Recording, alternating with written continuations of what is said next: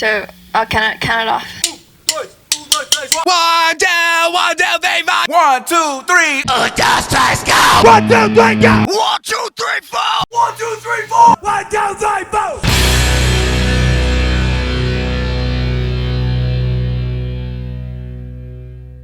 Welcome everybody. Welcome back to the rehearsal room. This is Nick here. Aaron's here. Way to sell it, Aaron. Sorry. Too busy laughing. Welcome back, folks. We're going to be talking to a person today who I think is very noteworthy, not just for the accomplishments he's made musically. He's running a label, has been doing so for a long while. I'm pretty sure you might have run into him or seen him at a show around Southern California or elsewhere, actually, because he is a world traveler, this guy. But today we're going to talk to the most legendary Kevin Chan. Hey, friend of the show. Friend of the show, Kevin Chan. What's up? Yeah, so thank you so much for coming Absolutely, down. man. Appreciate it. Me. One of our favorite people in the world, to say the least. Likewise. Kevin, let's start right off the bat. Where did we meet you? Trying to think back, familiarity-wise, like obviously through Death Kings, I would say, right? Like initially you, Nick, like that's probably from what I remember. Yeah. Like initially just kind of like admiring from afar, like just the dynamic in that band and just everything you guys were doing at the time. And then for Aaron, probably just at shows, right? Absolutely, yeah. As most things when it comes like to maybe Pomona or something? I think so. Through Andrew, as usual. He's usually Andrew. he's a good doorway into a bunch of Also others. a friend of the show, Andrew. Absolutely, you know. And I believe it was a show you guys played with Pendulous, and he introduced me to you, and you are definitely one of the more friendly people, always saying hello, and then go to the next show, and there he is again. So, yes, and friends ever since, for sure. Yeah, and for me and you, it was I think that show we played in Long Beach. That's right, yeah. At Que Sera. At Que Sera, good old Que Sera, right? Yeah, right. Good old Long Beach. LBC. Yeah. This other guy that we all, I think, mutually knew, Matt, he always used to refer to that show as like, one special night. Yeah, Special night at Que Sera. Yeah, because that was, I think, our first show in, like, proper in the heavy music scene of Southern California, you know? Yeah. And like you, I had already been listening to what Pendulous had done. I think I'd gone to one of your shows as well. And I was like, man, like, fucking heavy. And then it's got that dash of Warning, you know, the just the dash of Patrick's vocals. No doubt. But then he does the big mournful growls and shit. And then Homeboy on bass is just fucking laying it down. The Chan Yeah, stomp. dude, giving the infamous Chan stomp. Chan stomp, yeah. You know, so that was cool, and I was scared, but like afterwards, I spoke to you first, and I was like, man, this is awesome. Like I'm glad to be becoming a part of this with these people here, and then there were other adventures we had.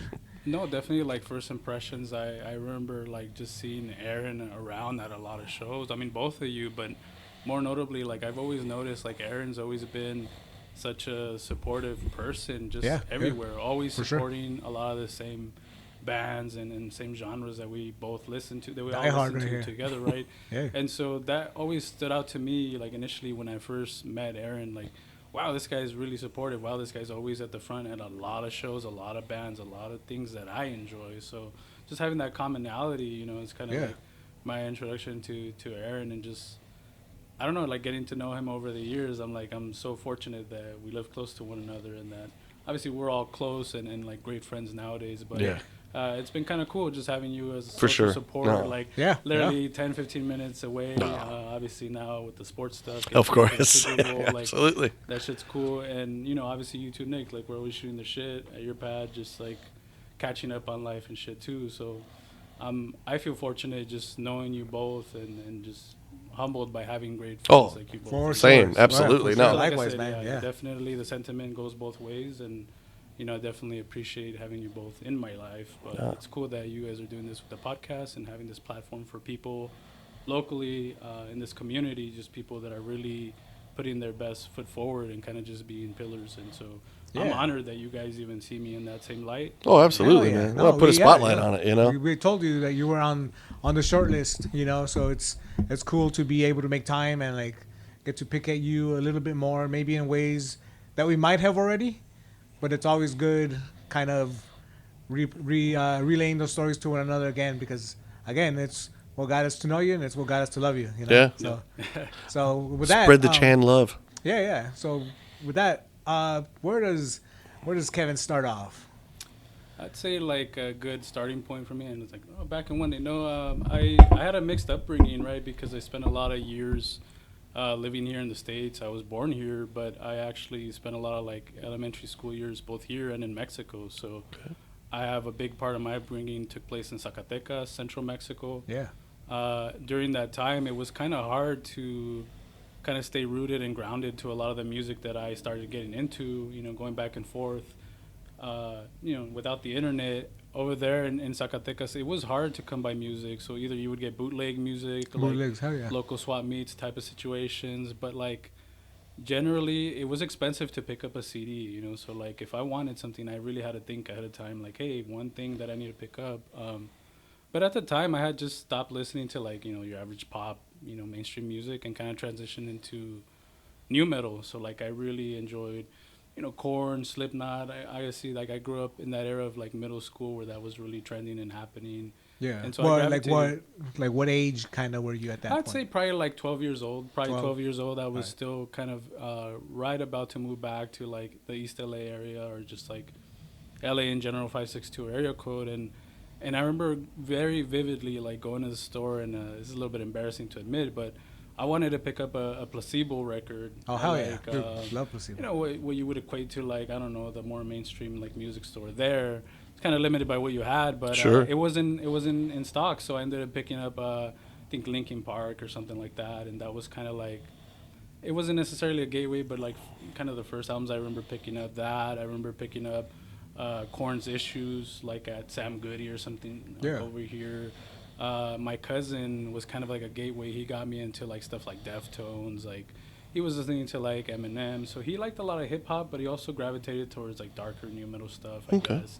And from there, I kind of just started hearing a little bit here and there, like stuff like Metallica from Friends or like Pantera. So I got really interested in like picking up an instrument, and like right away, like everybody, like guitar, I want to fucking play guitar, right? Okay. So that's kind of the mindset I had. And Did you have anybody else in your family that played instruments at all? Was there was it something that was around, or? we're not really musically inclined, at Okay, least not interesting. immediately, but my mom spent a lot of time like involved in DJing. So she's a big Oh. freestyle.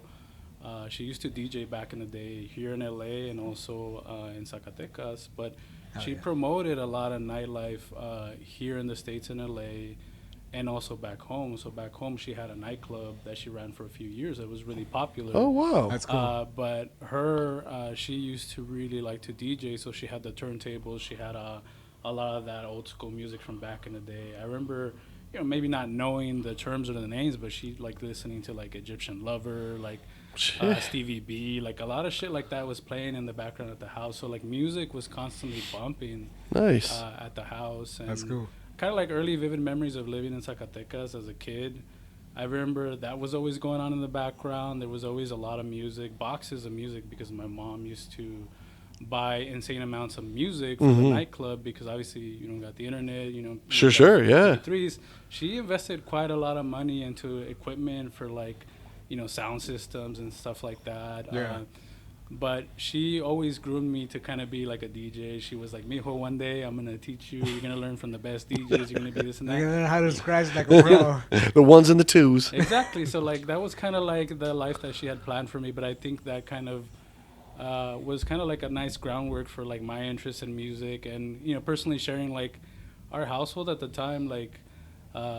My dad wasn't there with us. He was working here in the States, like common, for a lot of people to kind of split their life that way. Yeah. Sure. But I remember our home was like always open and inclusive of like, gay people. My mom always had gay friends kind of showing up. So like early on, like memories are like, I lived in a very like, femme or like a lot of women in the household and gay people. So for me, that was normal. That was cool. Yeah. That was a big part of my upbringing and kind of shapes who I am to this day. Like I just try to be as inclusive as possible. Right on. And so kind of from there, just kind of being around that music. But like I said, just having those boxes of like records and CDs. She would buy lots, right? So she would buy these lots for her business, right? Investing in it. But there'd be like heaps of like Slayer tapes. There'd be like Brujeria CDs. Oh, interesting. Wow. And so initially, I wasn't into extreme metal at the time. Sure. I was familiar with like, reading interviews with dudes from Slipknot. They'd always cite like Death or like a lot of these like Obituary, like these bands like Morbid Angel that were coming up that were more on the extreme side of things. And I would start listening to that shit and be like, initially, this is too fucking scary. Right. But this is like, it just sounds like people are just blasting away and people are shrieking death growls. And what is this? This isn't even fucking music. Right. That's my mindset of like somebody that just barely starting to get exposed to this stuff, right? Like, I remember hearing Cradle of Filth for the first time and just being like, what the fuck is this? Right. Nonsense, But like, no, initially, kind of going back to those early days, like, I started getting really interested in, maybe I wasn't listening to it all the time, but I would, drop a like Slayer, Rain and Blood tape into like a Walkman and just kind of be curiously listening to that. I remember picking up that Brujeria Matando Güeros CDs and like my aunt was like, no, mijo, don't be playing that on the stereo because you're going to invoke demons and you're going to like bring all this negative energy and look at the pictures are depicting like murders and rapes and horrible things. And I'd be like, yeah, but let me just kind of check it out. Right. Like that's why I'm interested. It's pretty dope. Like, this is pretty sick. No, but like, I would listen to that stuff and just like my ears at the time, I guess, weren't where they needed to be. But I just remember being really curious and like, hey, I kind of want to check this out some more. So like, I had working knowledge of like a genre of like black metal, death metal as well. I hear a lot of like kids in the neighborhood, they'd be like, black metal, death metal, like in their Mexican accent. But like my understanding, my working knowledge of that stuff wasn't very like, it wasn't very broad. It was kind of narrow, So on the forefront, still listening to like new metal. My mom was like, okay, well, you want to play music, you don't want to do the DJ thing. That's cool. Like, what do you want to do? And I was like, I want to pick up guitar. I want to learn this instrument. So sure enough, she got me music classes. Oh, right on. Short term, honestly, I took classes for maybe a semester's worth, maybe like 3 or 4 months, but.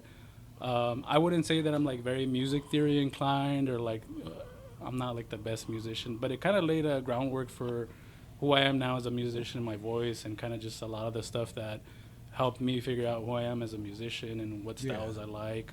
But obviously like laying down foundation for easy shit like timing. I did my first performance, like a small performance. Obviously the shit you do in those classes in front of parents. And shit like that, right on. right? But like I did. I remember my recorder solo. The flute solo. Yes, absolutely. Well, it was a recorder, but I don't like to brag. But it was like average shit. Like we were learning how to play "Let It Be" by the Beatles. Right on. Like learning the chord progressions on that, and just being able to perform that in front of a small audience of like family and friends. Maybe like a group of 20 people or whatever. But that's like my first experience like playing live, dealing with like anxiety, dealing with performance anxiety, or just like. Just the pressure of, small pressure, but whatever. I think I like to think that it shaped who I am nowadays, right? So going from that to now, like, that's probably my early days. I would say I didn't pick up extreme metal until, like, high school. Right on, okay. What year starting? What's that? Like, what year did you start high school? Oh, shit, I'm, like, drawing blanks in terms of that, but, like, early 2000s, I want to say. Okay. 2002, probably. Jesus. I just remember freshman year, like a good friend of mine, Michael, he was already into extreme metal. So he was listening to like Emperor, Cradle of Filth, like I said. He was listening to like Dark Funeral and shit like that. Right on. And so a lot of those bands were like my early intros to like actually sitting down and listening to this music, right? Yeah. Right on. And kind of like harkening back to like, oh shit, I was listening to Slayer tapes early on and not really appreciating it. And now I'm like, oh shit, I can actually like harken back to that and be like, shit, that shit was good. Right I was on. missing out on a lot of shit. So I had to kind of go back and start revisiting a lot of shit that I was exposed to early on, but maybe wasn't like already clicking or listening to at the Interesting. time. Yeah. I've had to do that. Like especially because a lot of the like more extreme stuff that I got into was also given to me by my Mexican cousins, which I think if you're Mexican and you have a cousin, Shout out to Primos. yeah, dude, you got it's a given. Like, you fools are gonna give us some good ass music, you know. So I think I purposely, well, not purposely on my part, maybe theirs, like they tried to mold me into this, but they kept me away from like popular stuff, so that I know I didn't appreciate it, and to this day I don't still, you know. And I'm very picky about that type of stuff. Where like, I think Aaron's mentioned this at another time. It'd be easier if we liked certain bands, but we always kind of come off saying like, I gotta be the contrarian here, not like that one popular band that everybody loves, you know. But it's because my cousins were kind of like crazy guys, so when they gave me the crazy music, and I wanted to be liked by my cousins, so I was gonna like the music too, you know. So yeah, I've had to go back and kind of reapproach things that I missed because of them and because of my naivete or whatever word, you know. Now, at this time, were you starting any bands, or were you playing with any other people? Were you just playing guitar for yourself by yourself, or did you start to find other like-minded people that also played instruments? I think maybe wasn't really band inclined into, maybe I would say, you know, what you call like sophomore, maybe junior year of high school. I started actually like feeling adequate enough or you know, versed enough in an instrument to like, oh shit, I could actually maybe like start something up. Right on. And so mostly like high school buddies, we would, you know, have ideas of like jamming out and attempting to make bands. I had, you know, bands in my head that I wanted to do, but really nothing concrete until I would say probably senior year of high school. I was like maybe 18 at the time. Just started kind of transitioning into my teens. Locally, friends Jose and Steve were already playing in a black metal band called Winter Krieg, and you know they were playing like backyard shows and shit like that. Kind of just starting to establish themselves as well, and I kind of connected with them. You know, kind of a little bit of a distance. You know, living in like the Whittier 562 area code. You know, and them living in Hollywood, it was kind of new for me to like, oh, I'm kind of trying to be independent. I'm gonna start like making my way into the city and just going to hang out with these dudes and jam out. And at the time, we're all starting to really like gravitate towards like underground, like lo-fi, fucked up, you know, like French black metal or like, you know, Dark Throne, Sure. Mayhem, you know, the Burzums of the world. Like that's everybody's like gateway into black metal, right? So like kind of the Metallicas of all at the that. time, you know, you did find a lot of people at shows that were into extreme metal, but it was rare to find the homies that are like, oh, you guys are into the same fucked up shit that I like, the same like niche or like fucking like shit that at the, you know, now it's like more popular and like more like, you know, known of, but at the time, like you really had to be in the know to be into these like so-called elite or like fucking, you know, those type of bands. For sure. Yeah. It was cool to start seeing them on their own, kind of doing music that kind of resonated with a lot of that early like USBM, a lot of the European black metal, like, you know, modern waves at the time. So this is like, you know, early 2000s, maybe like 2003, 2004, 2005 era,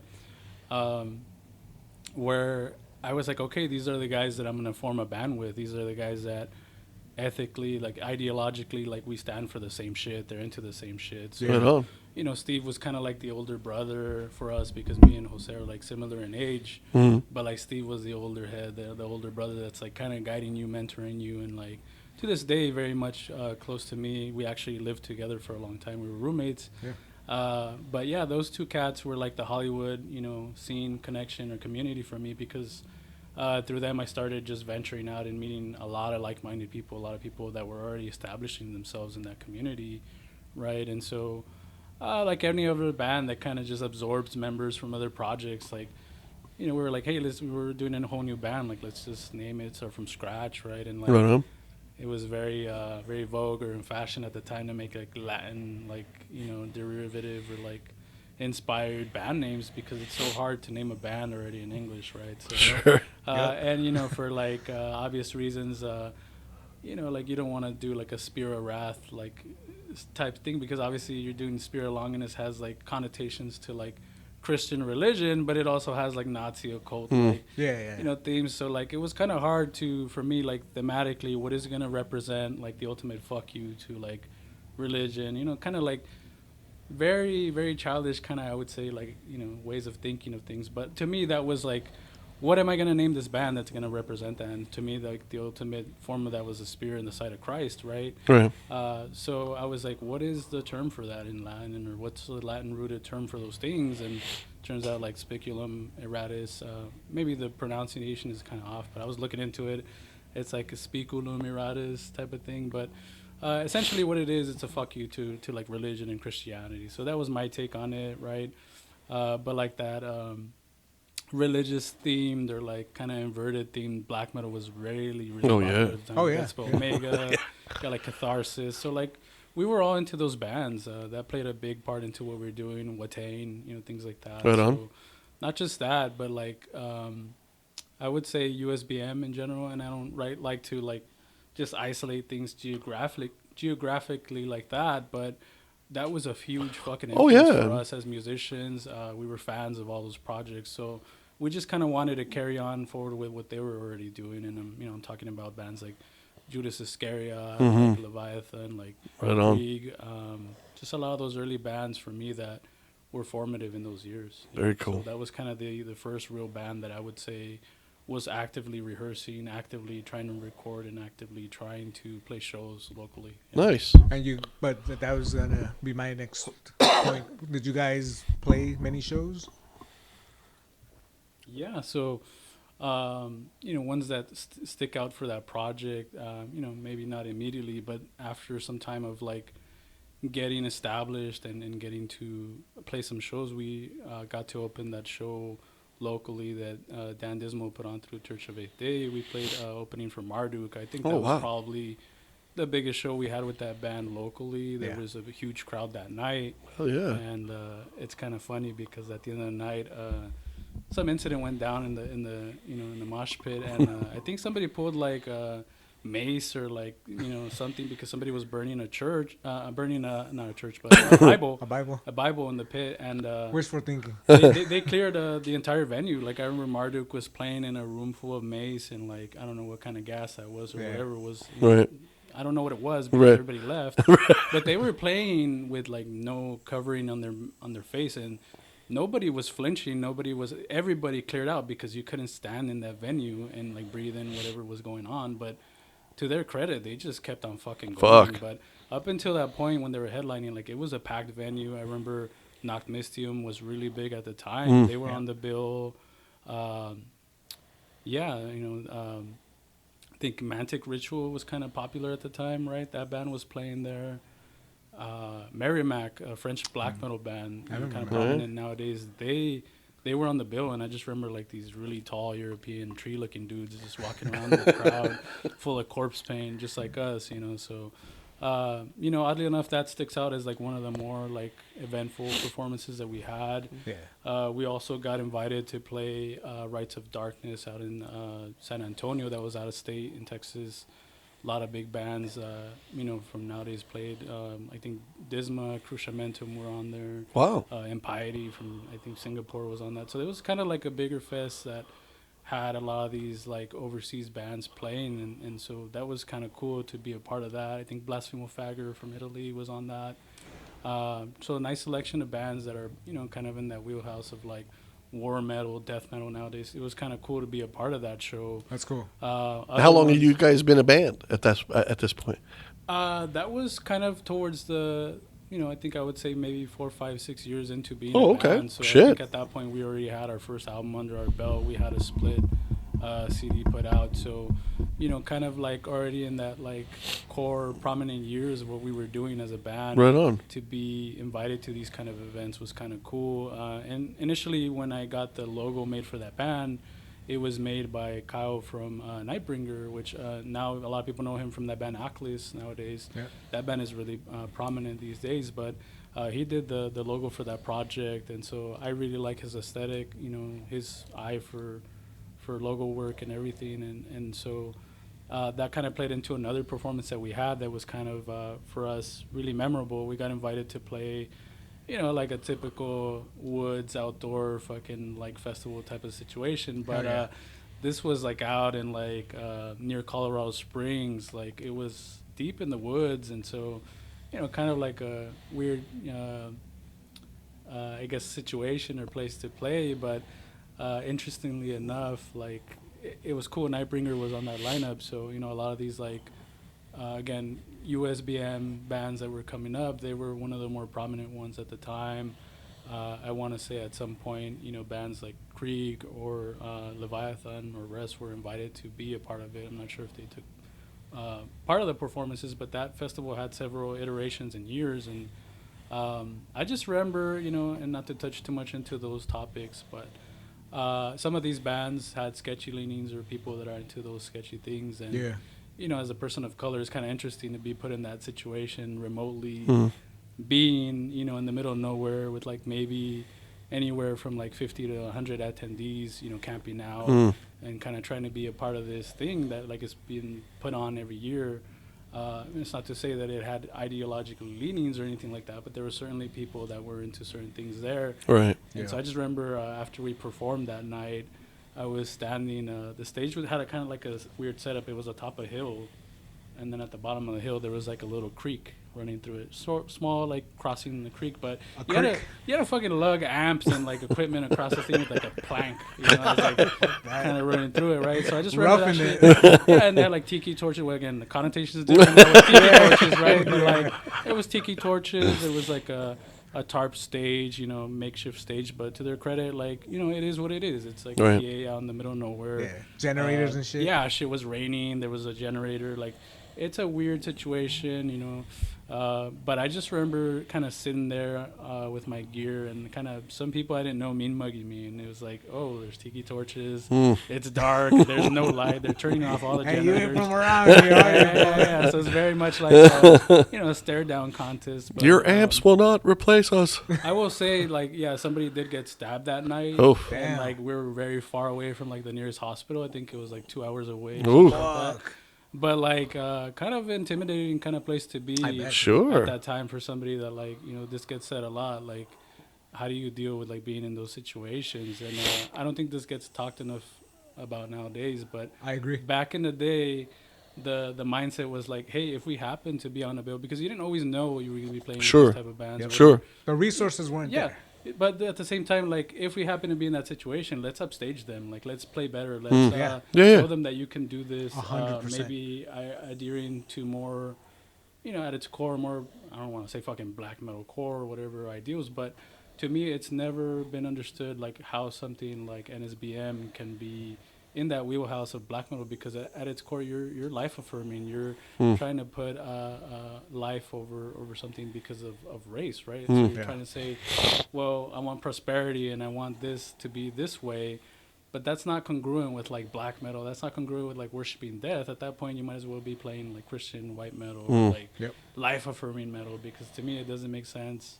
A lot of that stuff also has roots in like Christian nationalism, right? Which how is that even close to Satanism, atheism, anything in that branch of anything? Agree. So for me, that band has always stood for a hatred for organized religion and kind of just how it just affects everyday life. We're seeing that now politically. We're seeing a lot of that kind of manifest destiny and kind of like that shit going on, playing out nowadays, modern. Like it's tough to see that. So I've always stood against like the way that religion encroaches in our rights and in our way of life. For sure.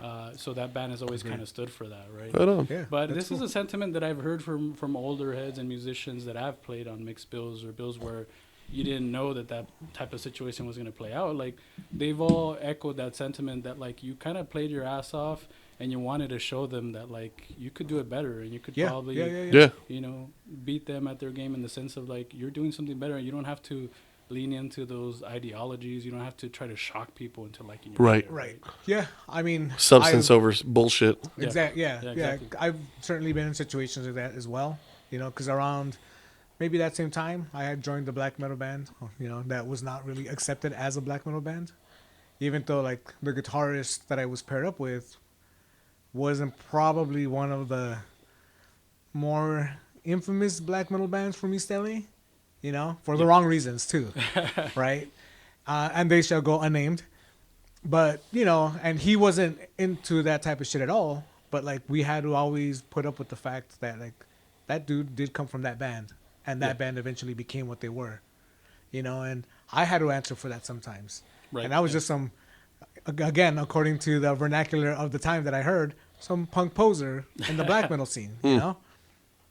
But yeah, dude, you're put around people that sometimes, and I don't say you didn't have the resources that you do now, because you did. You had the internet, but like the availability of being able to look up something to that extent. Yeah, people were much more Wasn't the guarded. same. It's not the same nowadays. Right. You got so many resources available. And, Yeah. everybody puts their life It's out more on talked the about. internet. Yeah, now it's more open now. These Yeah. are current topics, obviously. Yeah, Like, yeah. we're dealing Yeah, with yeah, all no doubt. Ripped to shreds, like kind of like Yeah, Yeah. that was a went bill. down, Yeah, right? Yeah. Metal thread, but like these are topics that it's good to converse and talk about because you have to kind of just Yeah. not only have a position and a stance on it, but also just understand that as time goes by, the landscape changes, and Absolutely. the conversation changes, but there's still things that are morally not okay. Yes. And like, you know, just 100%. because you're playing in a genre that's Right. like has roots in like murder, death, and shock, like doesn't mean you have to lean specifically into that. And at the end of the day, like people will say the riffs are it's the riffs, it's the riffs. Having been a person that like formerly like was into some of that shit, like it's not that great. It's not that It's not. Like Well, it doesn't make up for it, if nothing else. great. Yeah. yeah, like there's no way that much energy spent towards thinking that way Yeah. For sure. is worth it because of the riffs. Because I like you, I've heard the music as well. And like Aaron, he's heard the music as well. It's dog shit, and it's because they need to just steal the ideas of the things that they cannot be original with. Yeah. It's They're too focused on hate and not enough Yeah, on. yeah. I mean, to me, art does not exist in hate. Hate is too narrow-minded. It's too myopic in its vision. And if that's what you're filled with, you can never be open to the things. The beauty of music and art in general, I think I speak for all of us here, is just it's getting all the different influences from all over the place. Yeah. But if your only vision is it has to be white Christian, well, not to say that white Christians haven't made amazing, music and so forth, but you're very limited in your palette. And no painting. I don't want to look at your painting when your palette's 3 colors. I want to look at your painting that your palette is open to whatever, makes the painting great. Yeah. yeah. But echoing back to like East LA and just like beginnings, black metal scenes, like obviously for us all, like the Black Castle was kind of like Yeah. a big part of that, like early days, right? Like even talking about Death Kings or Pendulous, like we played shows there. We were constantly, I remember myself like just constantly setting up a distro table and like vending at the Black Castle or like, adjacent shows that were going on Yeah. within that community. And Yeah, yeah. so that's like such a big part of our like formative years, like maybe the Vex even, it's just kind of like events that are memorable over the years. Scion Fest like in Pomona. Oh, yeah. Over, like, Yeah, the entire yeah. downtown Yes. Pomona area. That was so sick. Yeah. So let me ask you now. You're in this in your black metal band now. The two things you've already kind of touched on, and that's where we kind of want to go to. You have your label, but you also have Baneful Genesis. Let me put that out there. Yeah. And then also your next band is Pendulous. Is there any crossover with those two while you're still in doing the black metal band?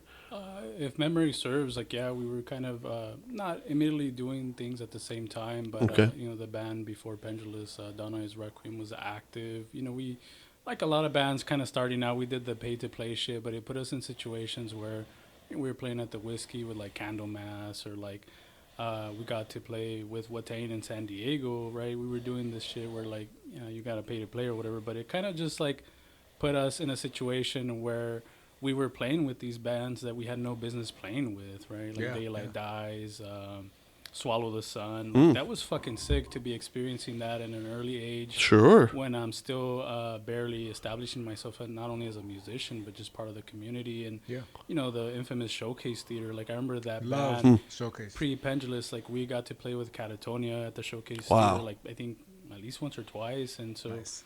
that alone, like I wouldn't trade that for the world. But I think it set me up to just like maybe that band wasn't what we ended up doing with Pendulous, but it really set up like what that band ended up being for me, and just preparing me for like bigger stages and tackling on more elaborate like studio recordings, just like being more prepared for those situations when they came later on in life, right? So I think big credit to just like my projects early on, but like everybody, they'll come here and they'll talk about like, yeah, not everything was a success, but it prepares you for things that come down the road. Sure, sure. Yeah. Building So blocks. I think those experiences were definitely key in just the stuff that came down the road. But Pendulous was kind of like that. It was a situation where the core of the previous band was still, intact, and we brought in Caesar on guitar to just be like the main songwriter, and I think through his lens and just his riffs, like it just gave birth to what we were all collectively into. Right on. Everybody was really into doom metal, funeral doom metal.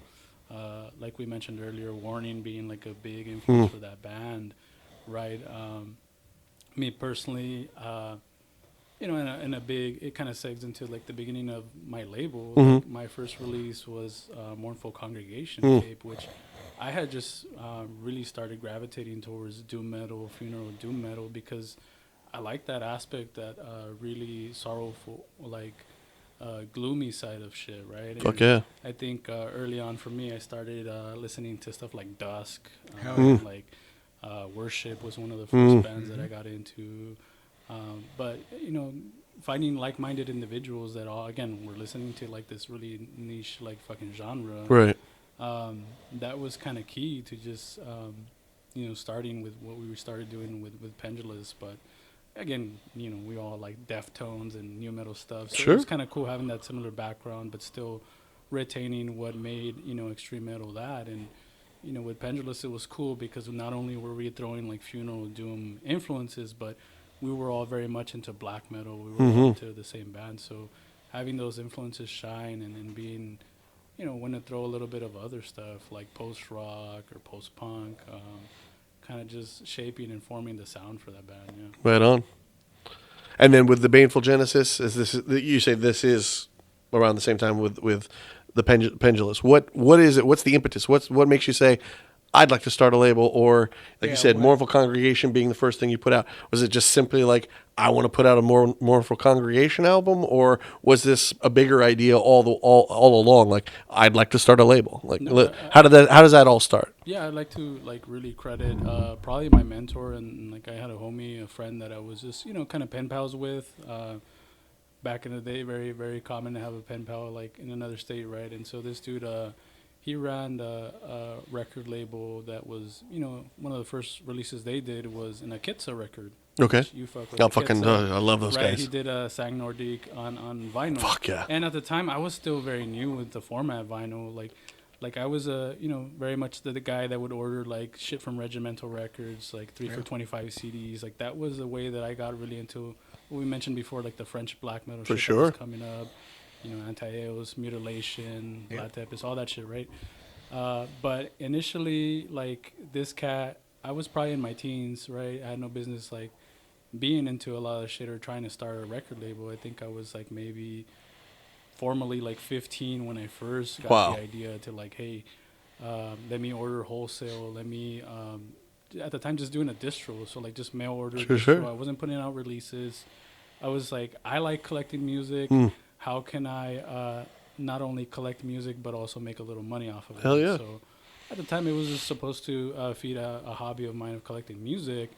But I was shipping shit all over, shipping shit to other states, other countries routinely. I just made the post office kind of like my second job. And, but like, yeah, I started at the time, I think when I first started the label, I was in Pico Rivera. We had just started Spicular Moratis. It was more of a bedroom black metal situation. Right on.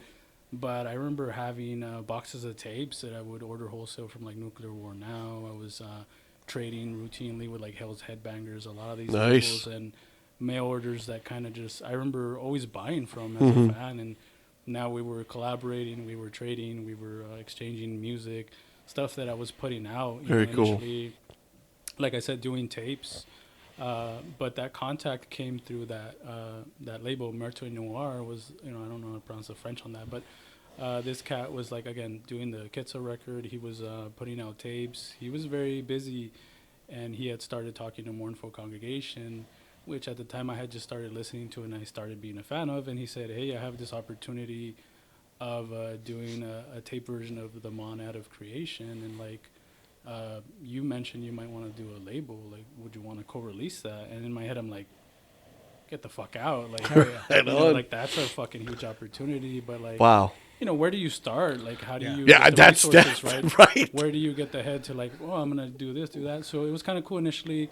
He took me under his wing. He was a mentor, showed me the ropes. Like, hey, this is how you contact artists. This is maybe what you offer for standards. Like he told me a lot of the industry, like kind of just a standard shit that Right on. you He gave you operate. like the buddy FAQ. Yeah, basically gave me the FAQ, and it helped that he already had established contacts. Like I said, he was working with Akitsa, so like he had Tour de Garde as like, you know, that dude runs that label as a contact. So there was already tape trading going on between them, which opened up to like now me doing a label, now me distributing things not only for other labels, but okay, now I'm gonna start doing my own releases. And Fuck yeah. I remember early on when I did that Mournful Congregation tape, like I was already buying from like Nuclear War Now, so just started trading with them. Started getting stuff in every distro that I remember buying from. Just reaching out to them and just being like, hey, you know, you have any interest in trading? Can I buy wholesale? Can I just, you know, try to support it in any way that I can? And Right.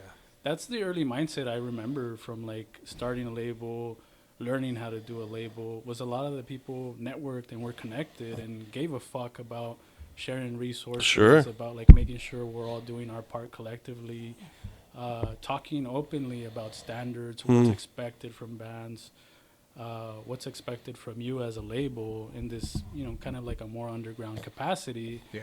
But you still have expectations, right, on both sides as bands, as musicians, as, you know, people doing labels or operating labels, right? And Sure. so it was kind of cool early on. I had more community. I think it was a big part of that message board kind of remnant back in the day where, like, that was really active, and it still is. You know, like, Reddit's still a thing. Obviously, Sure. Discord's still a Yep. thing. Things have moved on to other avenues. But for me, personally, I would always spend a lot of time as a recluse teenager, not going outside, you know, just on like message boards, like Right. FMP, Full Moon Productions message board. That was Yeah. a really popular I one. remember that. Yeah. Where a lot of label heads, a lot of dudes in bands were sharing resources. We're talking about like, hey, here's where you can print record jackets. Here's where you can get tapes done. They do a good job over here. Nice. Try your shit over here, you know. Barriers, anything like that that would come up, shipping resources, just exchanging ideas and collaborating in that space helped me kind of figure out Yeah, I would ethically, imagine. like, how do I want to operate as a label? Right How do on. what aesthetic do I want to have? That's cool. What kind of bands do I want to approach? You know, that kind of just set it in motion for me. That's cool.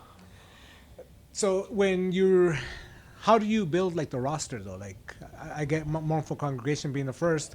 How do you?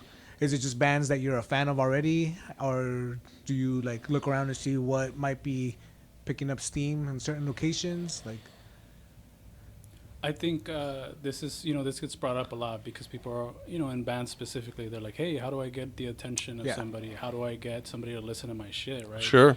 I'm not going to lie to you. More often than not, I'm the one picking, you know, and I've heard this from other labels. Some people are like, no, I'm very open to submissions. I listen to everything I get. Not the case with me. Like early on, probably it was different, right? You were sometimes getting stuff in the mail. People took the time to mail you out a demo. People Sure, took the time yeah. to write you a letter and Yep. personalize it. So yeah, you maybe sat down with it, you checked it out, it worked out, it didn't work out. More often than not, I don't really work that way. So like, I'm active. That's why I try to go out to a lot of shows and I try to actively scout shit out because not only do I want to help out bands in the community locally and kind of shine a spotlight on them, but I want to make sure that I get to know people personally and get to get a good sense for people. Yeah. Not just in the sense that you're investing money or you're involved in a business transaction of some you sort. want to know people are cool. You know? Yeah, but you want to fucking get to know people, and that's not always possible, right? Sometimes No. you're working with bands out of state, you're working with bands Sure. that you might have not even met in person, Sure. but you're still trying to get a sense for people. You know, it's one thing if I fuck with your music, if I absolutely love something you did, but if you're shit people and you're like very hard to work with, Right. it might not work out. But I think the best thing you can do as a band to get yourself noticed is obviously play shows, you know your music, spend a great deal of time into your craft, and don't just assume that like you can just kind of half-ass things, because there's Right. things that I've had to learn the hard way too, when I've either approached musicians or reached out myself in the capacity of a musician, trying to get attention from other labels to maybe invest or put out something that I've worked on. Like, there's still a little bit of ethics and like bedside manner where you don't CC all the labels that you're fucking reaching out to. You're Right. not like making a very big, broad like email to the label that you're reaching out to. Right. A lot of times it's the people that take the time to tell you like, hey, I support your label, I bought from you, here's my project, you know, aesthetically we align with what you're into. People that are familiar with your catalog. And again, it doesn't always work out, right? There's always situations where people submit things and you're like, this is fucking sick. Timing wise, I don't think I could do this, or maybe I can't do X or Y or Z for this type of person because they're expecting bigger label support, or they're expecting X, Y, or Z. Like, there's a lot of thought that goes into it, and not just because I enjoy an album doesn't mean that I'm gonna release it. Doesn't mean that I can work in that capacity as a label, because there's been a lot of times where I've even thought I'd just get in the way of this band if I took them and tried to release them. They probably need bigger support. They, you know, very much well so should be involved with a bigger situation. So I try to think about these things too. But more often than not, it's me actively going out, seeing bands that are coming up, and just, holy fuck, they commanded a crowd, or holy fuck, that was a performance. Like, not only that, but the recordings are, you know, reflecting what you're seeing on stage, the presence, everything. Like, there's a lot that goes into it. For me, it's not always a business decision. It's not always a business transaction. Am I going to hit numbers? Are they going to do streaming numbers? Are they going to? No, like, at the end of the day, I try to balance that out, because I don't like working that way, and maybe it hurts me at the end of the day, but it's hard to treat this as a business. Like, at the end of the day, I don't give a fuck if I make a profit, and I don't want to start treating this as a very transactional thing, because having been on the other side of the coin, where you're actively a musician and you're actively putting all this money investing into recording, just to have somebody on the other end be like, nah, not good enough, or, you know, right. Both sides of the coin. And I think that helps me really understand what I want to do with my label, but understand people in a band situation, in their shoes, been on the other side of it, having had those interactions where you're just like kind of left dumbfounded. Like, you know, it can be heartbreaking, or it can be really like affirming, right? To have a certain label like approach you or whatever. I do think it's fair though to go back on the point you made for the people who might be like scouting you out as far as to sign them. I think it's fair, kind of what you touched on, where you said that you don't just expect it because you're assuming you're good enough to be on a label or whatever, that they have to put some investment on the stuff that you're putting out, see if the music aligns, if the imagery aligns, the concept aligns, you know. I think that's cool to hear, especially as a person who is a musician. I am not a label owner, but I would like to send my material to places that I think we could complement their roster or something, you know. Right.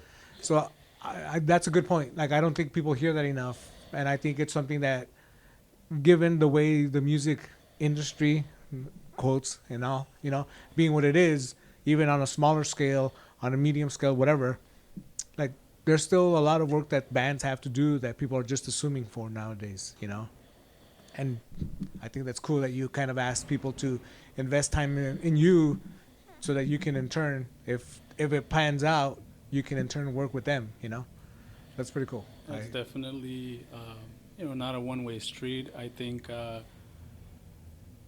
wearing a label owner hat versus wearing a musician hat, you try to still be empathetic of what, you know, the other side is going through, and you try to support it and kind of just engender everything that's going on, whether it's like a band that's barely starting to kind of make its way or establishing themselves, or a totally like established, I don't want to call it like a juggernaut, but if you're like, you know, maybe like working with a band that's already kind of has a reputation, has an output, and you're kind of just getting a chance to be a part of that.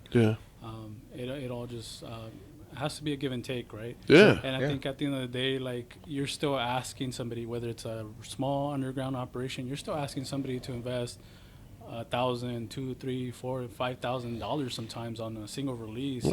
It's like, there's a lot of money that goes into recording as well, right? Which the label might provide, or you as a musician or band might individually foot that bill. There's a lot of money sometimes being thrown around in these little dealings. There's no contracts. It's all kind of verbal agreements. There's maybe gentlemen emails. Agreements and shit, But it's like, you're still throwing around a lot of money, a lot of expectations.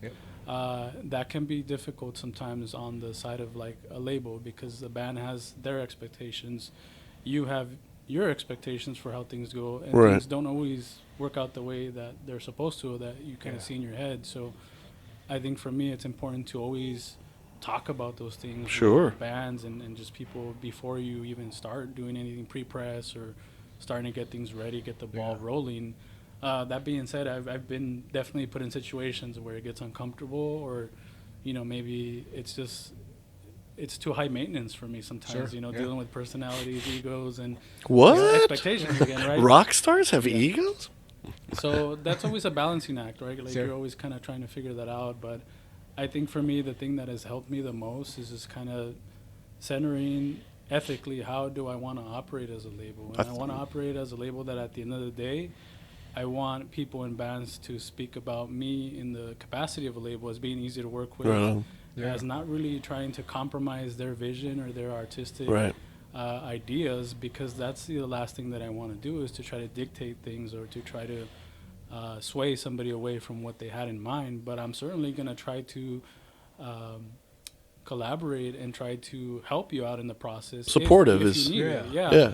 And that's part of the job as a label too. Like, not necessarily call the shots, but if you see opportunity there to suggest something or to maybe bring up ideas, you know, certainly take the reins and be there in that capacity. But I want to illustrate the point that, like, bands sometimes come with this expectation of, like, are you gonna do merch? Are you gonna do digital for me? Are What you gonna kind of take care- Yeah, what are promotion? you gonna take care of, right? Yeah, yeah. Something that I like to do is I like to let bands take care of their own merch, because that's honestly where you're gonna get most of your money from. I agree. So, you know, when bands are like, can you do shirts for us? I'm like, yeah, I can do that, but you can also do shirts yourself, and you can take all the money, and you don't have to worry about me getting any of the profit, or, like, Right. you know, charging you for the labor costs or to set up or anything like that. Right. But just being on the side of the band coin, right, or being Right. a musician where you've been touring, you've understood that, like, you might get stiffed on the fucking booking fee. They might not pay you. Yeah. I've certainly been in those situations where I've just happened to be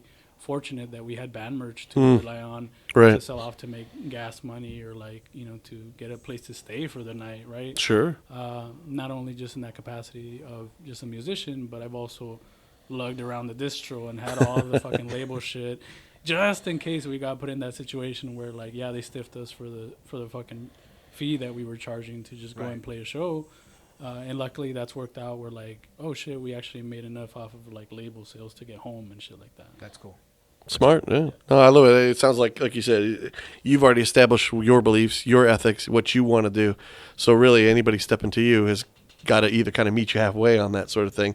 And you know, as long as you're established, it sounds like to me, it's like, you know, when you know you're cool with who you are and what you want to do, then everything else is on the other side of that. If they don't want to meet you halfway, they don't want to roll with you, then, you know, the idea that you are knowledgeable enough to say that maybe I'm not the guy you need, you know. And even if it's like you said, man, I'd love to work with you, but you guys deserve more than what I can provide.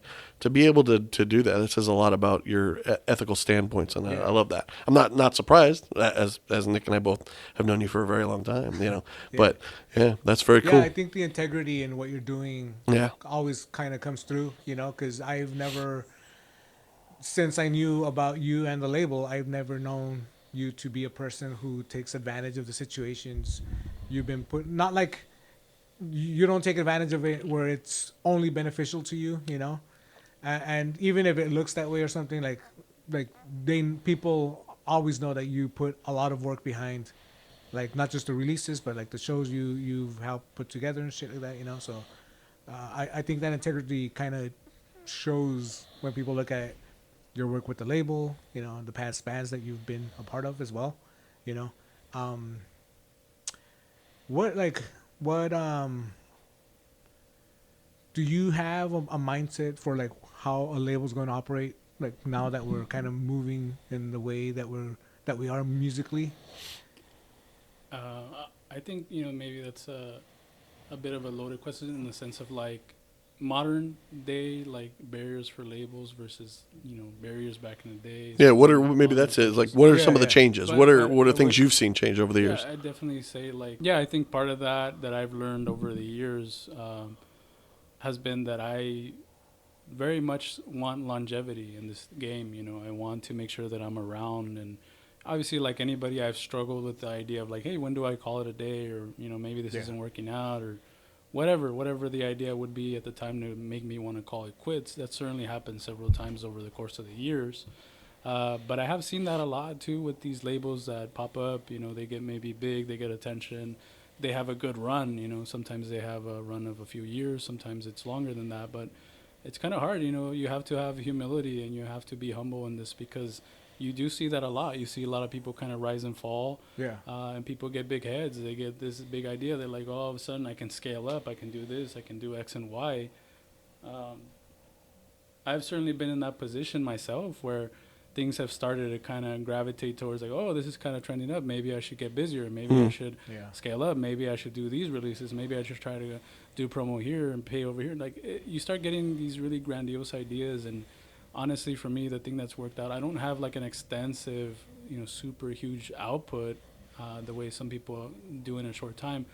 But that has to do a lot with how I want to move as a label. I want to make sure that not only am I paying attention to the roster that I have, not only am I trying to be there in that capacity, I'm just one person. And so, you know, you do see that these days sometimes with some labels, they, you know, kudos to them. They can carry a large roster. Right. They can maybe give the attention to all these bands that they're working with. But for me personally, I like to be invested. I like to be present. I like to make sure that whatever we agreed upon, the expectations, like I'm doing my best to be there.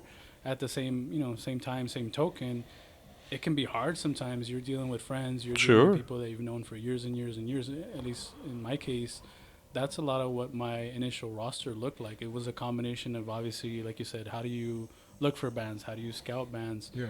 For me, it was just, I got fortunate that a lot of the homies were playing in fucking sick bands and sick projects that I was, you know, either doing merch for or like going to shows and supporting. And you get in that weird space where you're like, how do I get these two topics of like, hey, I'm mixing business and pleasure, or I'm mixing friendships with like business transactions. Like that's a weird space to be in. Not only with all these expectations on top of it of like, as a band, what are you looking for in a label? Are they delivering? Are they doing what they promised? Right. And that's a weird space to be in when you're with friends and you're dealing with these, you know, again, personalities. Right? Well, especially if you care. Exactly. Right. And so for me, you know, again, it goes back to just making sure you're taking care of the people, making sure that you do what you agree to, which there's been industry standards set for a long time, even in a small scale underground extreme label situation. There's always been certain percentages that have been agreed on. Like it's always a standard, like you're getting 15 or 20% is bare minimum of what you should be getting, you know, when it comes to copies, when it comes to like licensing, actual fee, you know, or studio reimbursements.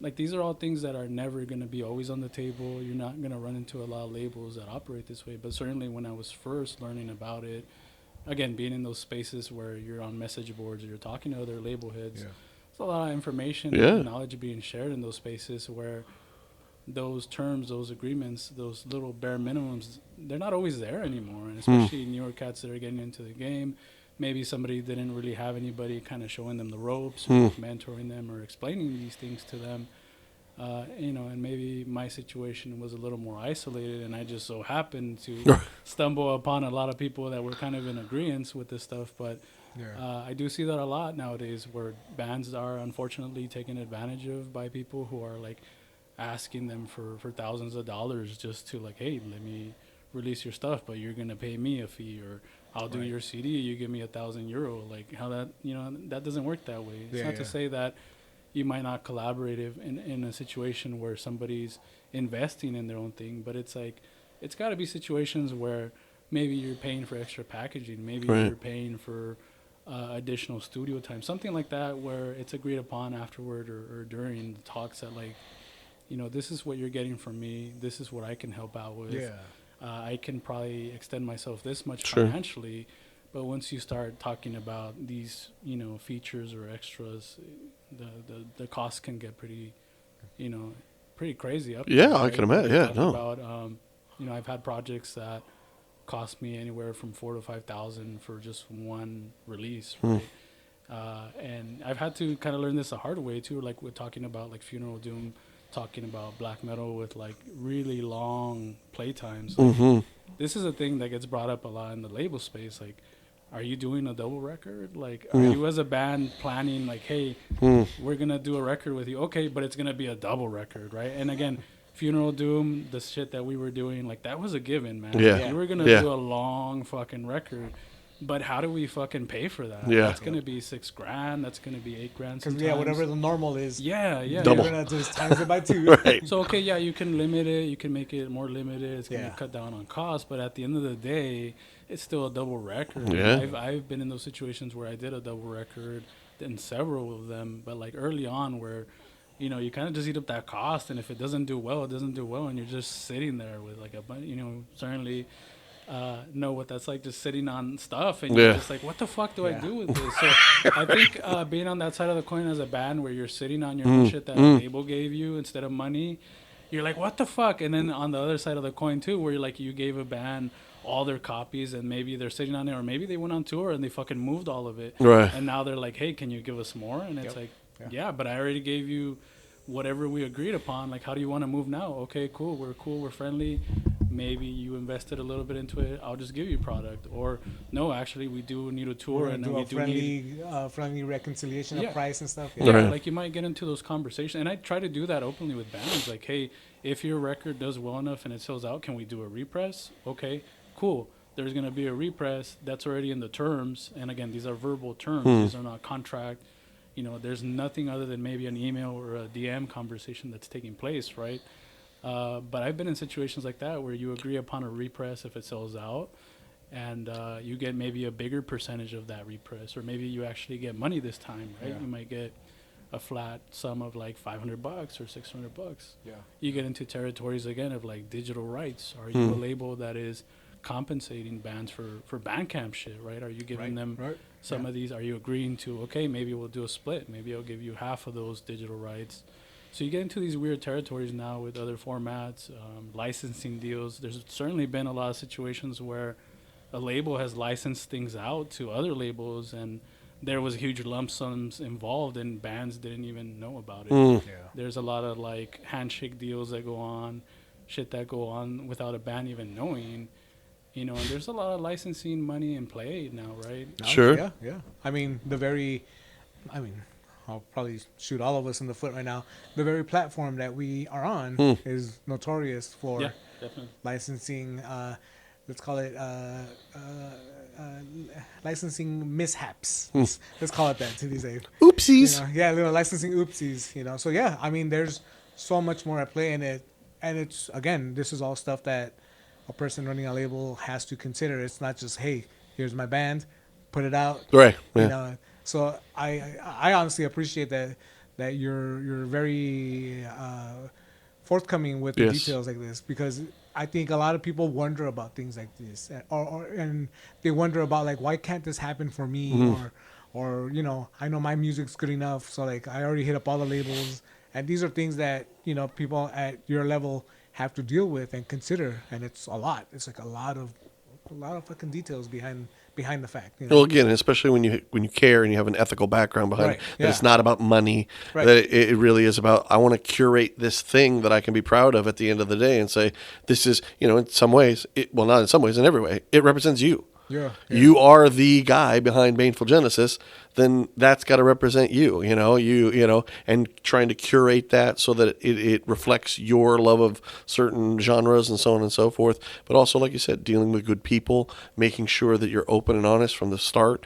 You know, so that you don't have the backlash later on down the road. And like you said, if that costs you a band, or if it costs you an output of a record, then so be it, because you already have a, you know, foundation in which you stand upon, that you won't be unwavered from. And I think that's really awesome, you know. And look, you know, business is dirty and business gets real ugly. And you're right, trying to mix the two with people that you admire or like. It's a tough place. Yeah, that's got to be tough, you know, and to weather that. Yeah. Position to be in, but I think going back to like ideals, what are the core like tenets, or what do you like strive to do? I always want to be extremely transparent, not only, you know, on the side of being in a band, like reaching out to somebody. Sure. Saying, hey, here's the expectations. Here's what we can do. Here's how we can make sure that we hit our numbers or whatever. Right. But as a label, like, be transparent with bands. Let them know, like, what it is that you can do for them. Right. And just, like, don't sugarcoat things or don't try to be promising things that you can deliver on. Right? And that's not always possible. Sometimes you miss your mark. Sometimes stuff just doesn't fucking hit the way it's supposed to, right? Or the way you envision it. Certainly I've been on both sides of the coin where definitely thought that something would do really well, but then, oh, fuck, it did extremely well. I wasn't prepared, right? I wasn't put in a place where I could deal with that kind of volume or kind of like that. But a good place to be, nonetheless. It's a great place to be. But yeah, no. But it also goes back to that conversation of, like, do I scale up Sure, now? sure. Am I in a place where I can do that? Am I set up structure-wise? Sure. You know? And so a lot of people, you know, start kind of figuring out what to do. But for me, I had to kind of go back to the drawing board a little bit and just be like, okay, maybe I am trying to scale up a little too quick. Or maybe I'm losing sight of what originally I wanted to do with this, which I wasn't fucking in the business of I want to run a post office situation where I'm just on top of my job. I'm just constantly running to. No, I got so burnt out on that shit, and it's a good place to be. Again, it's a good problem to have. No doubt, but nonetheless. But Yeah. you go back to, like, that's not always sustainable with every release. There you go. Not every release is gonna fucking blow up. Not everything is gonna do well, and so you might, you know, kind of have some missteps, or you might, you know, okay, this one didn't do well. Oh, the next one, it fucking popped off. Maybe Right not on. to the same extent, but you know, you have different situations, and that kind of, you know, going back to that longevity kind of situation. How do you stay afloat? How do you stay relevant? Yeah. And that's hard to do. Me, myself, as a fan of music, Sure. as a fan of, or just somebody that goes out and, like, actively is looking for people to work with and collaborate with, I'm always wondering, like, am I out of touch, or do I know exactly what's relevant right now? That's always hard to kind of just, you know, stay with it and just kind of be aware of what's going on. But there's certain things that are never going to go out of style, right? Like, so, Sure. like, if you go somewhere and you see a band just absolutely fucking kill it, Yeah. you know, that was a remarkable performance. The fucking crowd ate it up. Like, everything is checking off boxes for you, you know, and then you're like, oh shit, but it's a weird band, you know, they have a weird dynamic, or you're like, oh, Right. they might not last, you know, they might not be around. So that longevity question gets put into place on both sides, right? Is this a band that's going to be sustainable, or are they just somebody that you're going to invest time in and they're just going to fizzle out, and, like, they're not going to do their part to, like, Right. stick around? I mean, obviously circumstances are not always in somebody's control, but Right. like, those situations play out. There's a lot of notorious situations where these big bands just started fucking cranking it out and doing great on big labels, and then just, you know, nothing came of it, right? Yeah. But yeah. Does the do you? I guess this is kind of like two parts. I don't know if you still agree, Aaron, but like musical trends being cyclical.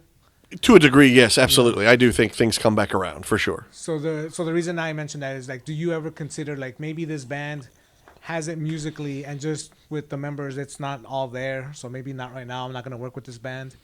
But would that ever come into play where you, like, keep in touch with the band, because if they get their shit together, it's gonna sound really good?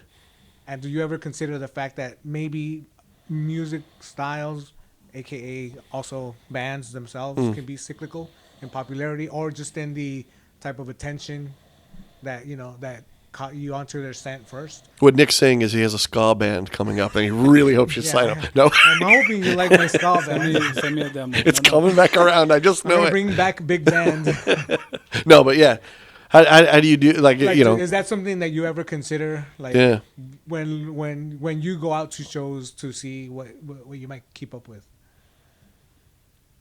I think this is kind of something that I, you know, in the back of my mind have been thinking about, like, talking about cycles, or, like, cyclical, like, what's trending, what people are listening to. It's kind of interesting to see these shifts and, like, just the way things wane, right? Like, for me sure. personally, I recall that when I first started the label, like, black metal was really popular, and that stuff that, you know, maybe that was just what I was, like, hyper focused on. But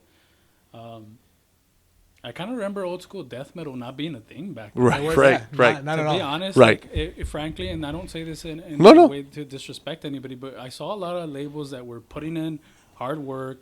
They were investing a lot of time into the aesthetic, into the sound. Bands that were fucking cranking out records that were fucking killer, Right. and no audience for that. Yep, That was yep. so disheartening. And again, never been a person in the kind of label space of like, I want to do a death metal label, but like I certainly considered it Sure. at different times like, hey, I want to do death metal. But when I first started doing it, death metal was kind of dead. To be Yeah. honest. Oh, yeah. And you had these labels like churning out killer product and just nobody. And so it was kind of cool, but also interesting to see a resurgence, right? Yeah. To see that over time, like maybe 10 years after the fact, Right. all of a sudden, all these bands that got overlooked, and it's not to say that anybody revisited them, but other bands that were doing exactly Right. the same fucking shit, in the same fucking style, Right. with the same packaging, with the same image, Yep. all of a sudden get eaten up. So you see these cycles of genres, and you see people getting really, and you see what plays into that, what's influencing that, what factors are going into that. It's a fucking trip to see. You know, you saw that with Funeral Doom or Doom Metal Absolutely. itself. There was Absolutely. such a peak period of time, not only here, but you saw that like in the Pacific Northwest. You saw that with the Bay Area, where, I mean, I'm actively hearing people in those communities and in those bands that have done tremendous shit in those genres, have toured crazy places, have done really fucking good numbers, talk Yeah. about how like that genre is now dead, or Yeah, nobody yeah. cares about that genre, or why should I Right. still do this genre when nobody's really paying attention to it the way they were 10 years ago. Like, that's so fucking weird for me as a person and as a fan of music to hear. Like, are you really just doing it because this shit's trendy right now, this shit's popping, this shit's Yeah. what's cool in the fucking streets, or are you doing it because your fucking heart's into it and you're passionate about it? You know, and it's not to say I'm questioning anybody's You like, know, integrity or, you know, their passion. Sure, but, like, sure. it's kind of fucking weird to see these trends, like you say, kind of ebb and flow and Yeah, weave and yeah. wave. Like, it's And yet there's those bands that kind of can go through it. One I know we're all big fans of. Like, for all that Doom and Funeral Doom and so forth isn't doing well, Primitive Man's doing just fine. Yeah. You know what I mean? Man, And yet Primitive Man are fucking great. they're are. an all-time favorite. I love those guys. They're fucking amazing. And yet they came out, if you will, kind of at the latter part of the whole Doom and sludge and all that other stuff. And yet they're still I know in our world, at least, I know outside of our bubble, nobody's ever heard of them, unfortunately. But, like, they're this huge band, despite this old school death metal thing being the current trend. Yeah. And it's just weird how you get those outliers. But you're right, with these trends, the way they change it is very strange. Yeah, like you said, it's not like old school death metal necessarily went away. It's just like 15 new people discovered it and decided to put it on every website and every thing, and everybody was like, "Oh, well, then that's what we're into now," and just like, meanwhile, there's still tons of killer doom bands and sludge bands. Yeah, that are still killing it. There's not. that's the it weird didn't thing. go away. It Right. just stopped being this thing that everybody was into. Yeah, because I do remember the lull in death metal. I remember it in black metal. Right. Oh, yeah. Because in that weird period of the 90s into, let's say, the first half of the mid 2000s, Right. when it was alternative metal. Right. Like, okay, guys, we were all, I remember all the same people being there and playing the shows that weren't old school death metal. Oh, yeah. Cult black metal. Yeah, I yeah. remember where I saw you guys, Yeah. So for people to be like, no, like it's always been this, it hasn't. And again, it I hasn't. think it's also enough people get exposed to a sound perhaps they weren't interested in 2 years ago or 3 years ago. I yeah, totally understand that too, and it becomes yeah. popular. Even in the mainstream, right? It's like Green River and all those bands come out, and then you get Soundgarden, and you get Nirvana, and then within 10 years you're getting Puddle, Mud, and Creed. You know what I mean? It's just best like of the best. right? Well, you watch it become a derivative of a derivative of a derivative until finally everybody goes, I'm done with this. Right. Boy bands, how many times have they come back around? Pop music, we think, well, Britney Spears is long gone, and then 10 years later, here's 15 new ladies that are doing pop music. So yes, in that sense, everything's cyclical in that way because as we've talked about in another episode too, I think as music is primarily a youth culture. youth goes, well, I didn't have my Britney Spears. Yeah. I didn't have my Nirvana. You know, I want my Nirvana. I want my and they get those things. But yeah, no. Anyway, sorry, not to take it away. But yeah, following those trends has got to be, you know. But I think that to me, where Nick's saying too is like, I think that's what's cool about you is like you're true to your core. Yeah. Like, you know, you definitely would like. Yeah, it'd be easy if you found the next, for sake of an argument, the next blood incantation, and you go, woohoo, look who got rich. But at the same time, if that sound wasn't your thing, then you'll just pass them up. Sorry, because you have the integrity is a great word that Nick used. And I think that's what's so awesome to hear about the way you do your label. Like, yes, of course you'd like to make money off it, or at least break even. But as long as you can, at the end of the day, look in the mirror and know what you've done, I can live with that. That's got to be, that pays off way more than any amount of money. Yeah, I think also when you speak to bands or people who might want to know about how to deal with you professionally, you're honest, you're realistic about the things that you're talking to them Up about. front. You know, so yeah, so I think that actually plays a lot as well. You know, as much as the thrill of like, oh man, a label's putting out my music. Oh yeah. They get to deal with a person who's like, I can trust this guy. Well, it's one thing, and we started with this, and I say this because prepare thine ass because it's about to be kissed.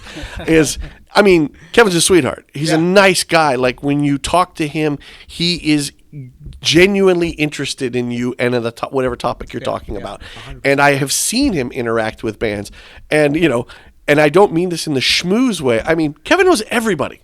Like, I've never walked into a thing where Kevin doesn't know half the people there, and that includes the bands. Yep. You know, I'm lucky to say I've gotten to meet Primitive Man. I know in no small part to this man over here. You know what I mean? Because I wouldn't have had the balls to walk up to those guys and say hi. You know, so it's those kind of things, and I think when you lead with that kind of personality in general, then yes, I got to think then bands, feel a little more comfortable in knowing I got this guy who's upfront, he's honest, the great word you keep using, integrity, then, and he's willing to say, look, this is where I stand. This is it. If you want to come on board, cool. I want to collaborate. I don't want to own it. I don't want to necessarily have to make profit off of it. I want to collaborate with you. I want to feel like we worked as a team to put this product out, a product that I would want to put out even if I didn't know you because I'm a fan or I like what you do. And I think that's awesome. And again, I do understand, like, look, at some point Roadrunner realizes, look, DSI just ain't going to make us rich.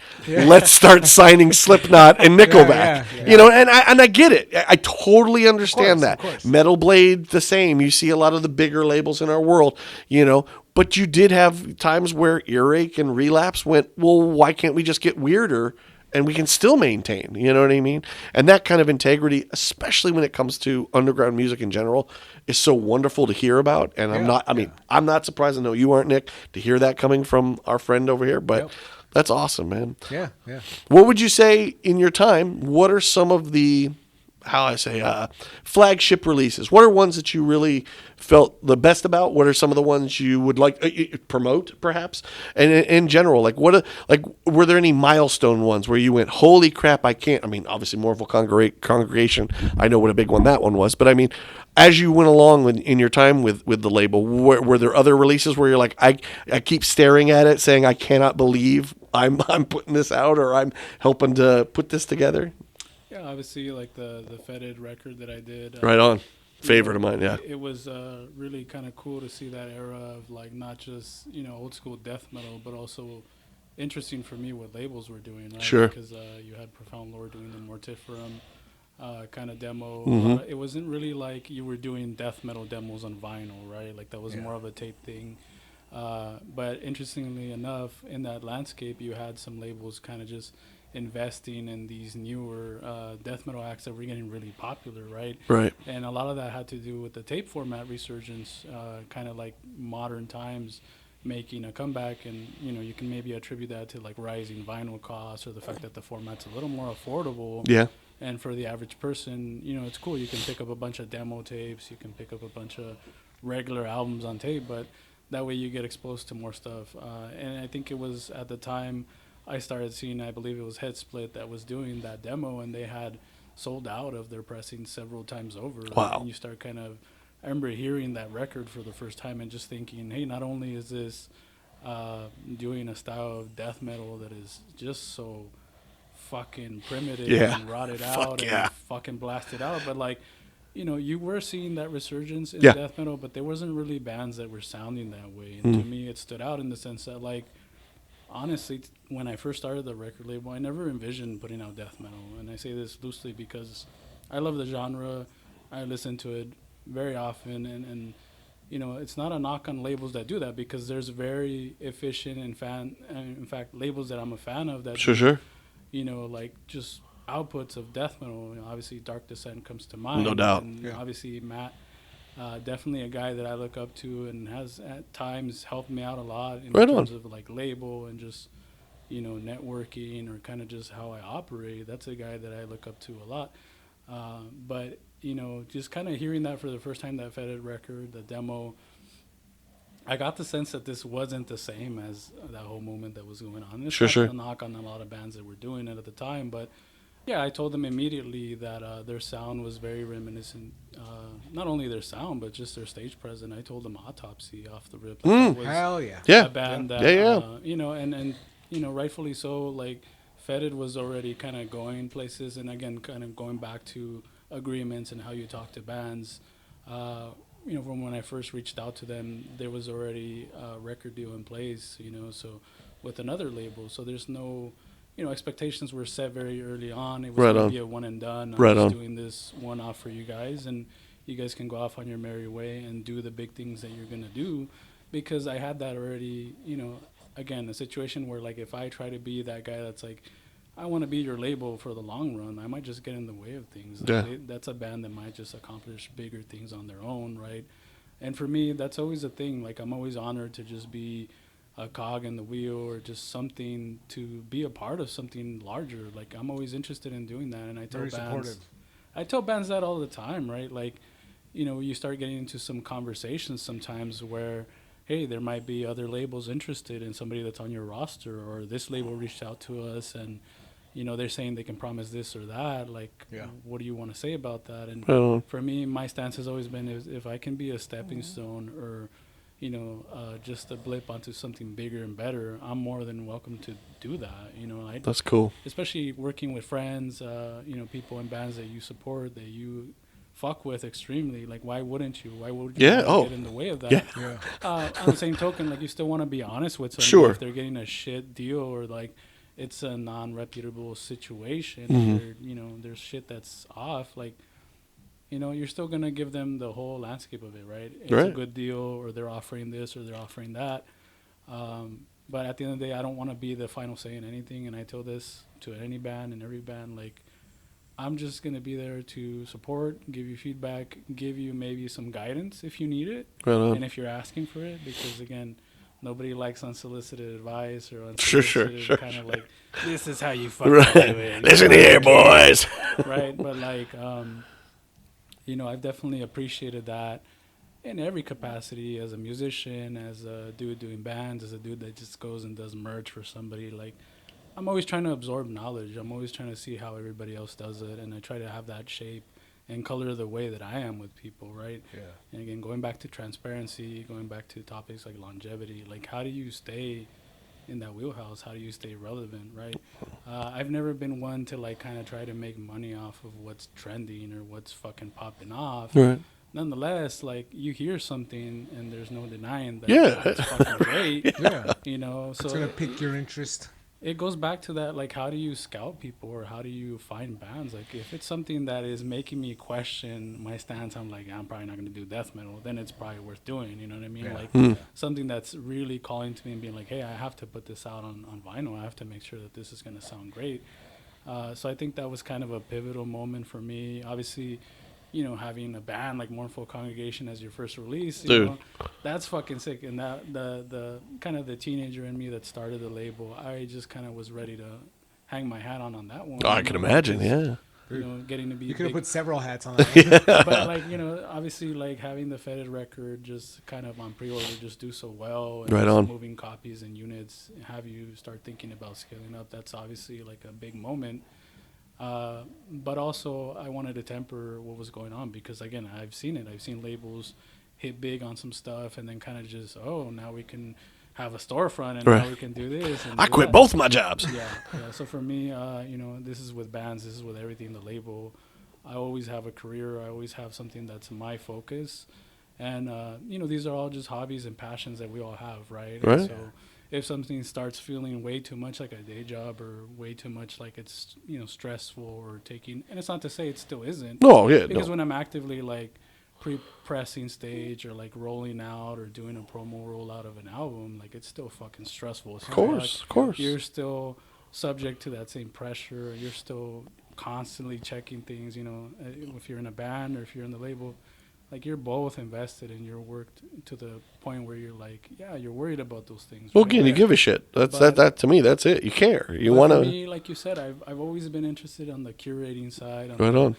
shining a spotlight on things that need to be highlighted. So for me, that's always kind of the mindset that I try to approach when I do this label shit. Is like, how can I make sure that I'm adding to that, or how can I make sure that I'm doing that part? And I mean, I've certainly had people like yourselves that try to shine that spotlight on what I'm doing, and try to kind of just make sure that you shift people's attention over to someone that's doing something awesome. Fuck yeah. I certainly have had people in the community like Kim Kelly, who's always been a music journalist, that has stood by a lot of the same like-minded ideals and kind of the same mentality. Shout out. I'm fortunate, shout out to Kim Kelly. I'm fortunate that she cared enough to be like, hey, do you need anything? Do you want somebody to help out with that stuff? Right on. Putting stuff out there. She's always extended herself, and I'm extremely grateful to people like her. Another person that comes to mind is Mike Seatown. He does a lot of reviews currently on YouTube. It's just people that take the time to really get to know your output and get to know what you're up to and stay up to date with it, and take the time to just put the spotlight on something that maybe isn't getting the most attention. So I'm always grateful to those situations when they play out. Right? Hell yeah. Remnants of that community like you were started with. Whereas everybody's helping each other out, trying to prop up where they see stuff that they want to prop up. I mean, it goes back to that sentiment, definitely. And so I'm eternal grateful to people like that in my life that just kind of see the effort that's going into things, yeah. and kind of just constantly supporting and kind of propping things up, right? That's cool. any other releases other than the Fetid and the Mournful Congregation? I think for me, and maybe this goes back to those early, Black Castle days, like Krieg, Neil Jameson. Right on. obviously. He performed there, and as a fan of that project and of his output, it was a little bit of a kind of like a starstruck moment, because Like I in a was ma- still really young when I met him. Right on. Here you have some fucking mocoso ass teenager, like approaching you like, hey man, how would you like to fucking do a release with me? Can I put your cassette? Exactly. And so in my Listen head, here, I'm about to make you rich, Krieg. I'm like, how do I approach this cat? Like, how do I talk to him? And kudos to him. He was already a big name in the community, in the scene, or what have you. He had already established himself as an artist. He, had an extensive background in it, and I just, how do you set that aside and just tell somebody like, hey man, can we work on something? I was getting ready to like just be laughed at, to be honest. The boldness of youth. You don't think about the other parts. Especially early in those days, I tried to stay, in contact with a lot of these people, or just kind of put my name out there. But I'm not sitting there thinking anybody knows who I am or what I'm about, or that they're familiar with what I'm doing. But there's always that commonality, right? That you're all into kind of the same type of music, the same kind of community or space. And so, I'm fortunate that somebody like that kind of took the time and said, yeah, anything, whatever, here's my number, here's this, here's that. Awesome. People that, you stay in contact with over the years. And I'm fortunate enough to, still be working with him in some capacity. We've just now licensed the rights to some of his material to be put out on vinyl. So Very cool. he That's had cool. done kind of like an EP or a MLP, the Patrick Bateman release, kind of influenced by American Psycho. Right. There's just that sound, but musically, it's Krieg, everything that you've expected from Back in Destruction, Ritual Days, Blue Miasma. Like, it's just chaotic, fucked up, blasted out black metal. The only way that Krieg can do it. But I remember, I was kind of in the throes of like me as a black metal fan.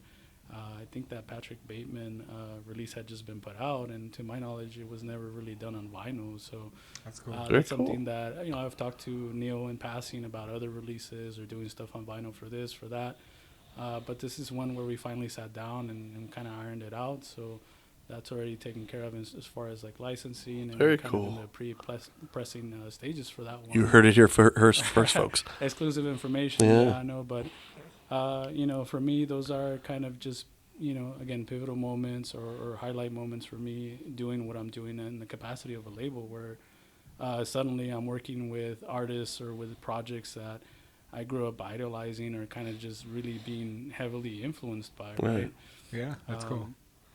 And kind of funny how, you mentioned earlier, like situations and projects or music kind of gets you in certain spaces, right? Early on after that show at the Black Castle, Icon of Phobos got to tour with Krieg, and they played West Coast Run with Neo and the rest of the band. Right on. And so again, more opportunities to kind of be on the road with somebody, Sure. get to know somebody. I was also lugging my distro, also kind of lugging a box full of like shit that I was peddling wares or whatever. Right on. Get into awkward situations on the road, having that kind of anecdotes to share like after the fact, and just kind of getting to know somebody better that you already kind of feel super awesome about, and kind of just like, yeah, this is a fucking great person. But, Right on. Just kind of the personality that matches it. Neil obviously likes to portray himself as like a high fidelity John Cusack, kind of like I hate everybody, fucking grumpy cat, but again, another sweetheart and another dude that's like fucking amazing to talk to. And, he's got a Substack going right now. I think it's called Noise Pollution. And, obviously a lot of people know him from like the decibel kind of write-ups that he would do. And so, he's got that going on the side where he's very much active with writing and kind of just, having opinions and having a say in what's going on in this current landscape. And for me, I feel fortunate to kind of just be, around people like that or having access to picking somebody's brain that's in that situation. So, I think that's a testament to you also, though. No, I appreciate that. That's true. I think that's always validating and affirming when a lot of the people that you grew up kind of, again, idolizing or being influenced by suddenly, they fuck with what you're doing, not only maybe musically, but again, for me personally, like having a label, having the chance to curate and put bands kind of, in the spotlight or giving them attention or shining light to it. Having people like that in your corner is certainly like, it's validating. Hell yeah. Not that I, approach this with that in mind. No, I'm but not seeking that type of validation, but the fact that it's there, again, it's super humbling. And for me, like, it's fucking great. Yeah, it should know. Understandably so. Understandably so. So to that extent, and on a different level, when Pendulous was going full swing, at one point, it just so happened that the roads would culminate in our meeting once again at the Long Beach show that I referenced earlier. The famous Quesera. The famous Quesera, where, it came to be that Pendulous as a band needed a different second guitarist. And I don't know how this was even decided, but at one point, Kevin here approached me to play second guitar in Pendulous. An opportunity that really meant a lot to me because as a band, I was already in awe of what they were doing musically as people, and I didn't know all of them just yet. I think I had only met Kevin here first, Eric, and maybe Jason. I hadn't met Caesar yet. But they were all really stand-up people to me, super nice guys. Fuck yeah. Easy to get along with. So when they asked me to make music with them, I was fucking whatever the good example is. I was just in fucking top one ace clouds in the sky, right? So for me, that was an incredible opportunity. Thank you very much once again for not just letting me play music with you, but letting me record this music and create it with you. That's always going to be a high point in my musical career. So I know when you talk about working with Neil, I know how you feel because I feel the exact same way, right? So, muchas gracias. No, that's humbling. I think when we first approached the idea of working together in that band, like I definitely looked up to you, you know, in Death Kings, and just your ability to songwrite, your stage presence, like just the way that you kind of carried yourself on stage. I took notice of that. I took notice of just everything you were doing as a lyricist. You know, obviously, I guess I nicknamed you my bass Yoda because I see you as my musician mentor. You know, I always picked your brain apart about gear. I picked your brain about like just bass technique and just random shit, man. I've always seen you as a life mentor too. I pick your brain about anything from women to where to get the good carnitas and isos or whatever. But I think that all goes back to respect, right? And I always respected you as a musician, even before we started talking about working together. I knew that we had the same mindset for what we listened to. You had a good idea for what, you know, constitutes a doom metal or funeral doom record, but you also can draw influence from punk, from any other genre. And I think first and foremost, I think we had that working knowledge of like, yeah, we all like the same fucking shit. You know, we're familiar with you as a musician. We've shared the stage together with different bands at different points. So why not bring you into the mix? And I don't want to give myself credit with the idea. I don't even think that's how it really, not sure that's how it transpired. But for me, I remember vividly just feeling privileged that you were available, that you were even open to that situation. And honestly, it was something where, you know, it was hard to establish like a full lineup at times. So, you know, I would say that you really rounded out the sound. You brought a lot of textures, a lot of playing. And again, not like guitar was like your main instrument. But Yeah, like, I'm actually, for those who don't know, I'm a bassist. So when being asked to play guitar, again, not only intimidating, because when I did meet Caesar, you know, I had my my levels of relatability with him because he's from Guanajuato, my home state as well, you know. So when he allowed me to come in and kind of make my noise on guitar alongside him and yourself on bass, I was intimidated like a motherfucker. Because firstly, again, and Mutual Appreciation Society here, you know, I already love what you do on bass. So being able to, at that time when I could see you do it, it was like, fuck yeah. What other place would I want to be at when it comes to like checking out a dude whose music not only do I enjoy, but like I enjoy him as a person. I enjoy what he does on the instrument in the band that I already enjoy, you know? So like you letting me be on stage with you guys was fucking awesome, but fucking hell intimidating, you know? And the fact that you were all so supportive, and you know, with Caesar, I learned a lot of his technique. So I learned a lot of songwriting through Caesar's perspective, and then like lyrics through and songwriting through your perspective, and just hearing you guys kind of interact with each other was awesome to me. You know, it was. I always forget that fucker's name from what is it, Judas Priest or the rock star? Ripper Owens. Ripper Owens. I mean, how the hell would I know? That's my version. That's my version of that. You know, like it's like I love this fucking band, and now I get to fucking rock out with them.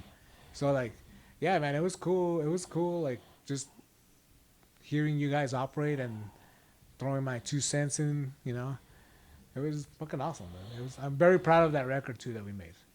that's not a easy situation to kind of step into where like there's already ideas formulated, there's already ideas being written for an album, and you know, to your credit, you stepped in at a time where you know, it was kind of, you very swiftly kind of just started adding to our sound and adding textures and adding ideas to something that was kind of already in the process, and that's already daunting enough as a musician to step into a place where there's already kind of some skeletal foundation, and luckily enough you were able to kind of take that challenge and take the ball and run with it. And for me, again, just a fucking privilege to see how you operated, and always constantly learning from you, learning from how you operate, your mind operates as a musician. Like that's fucking awesome. And again, kudos to you, like stepping into that situation.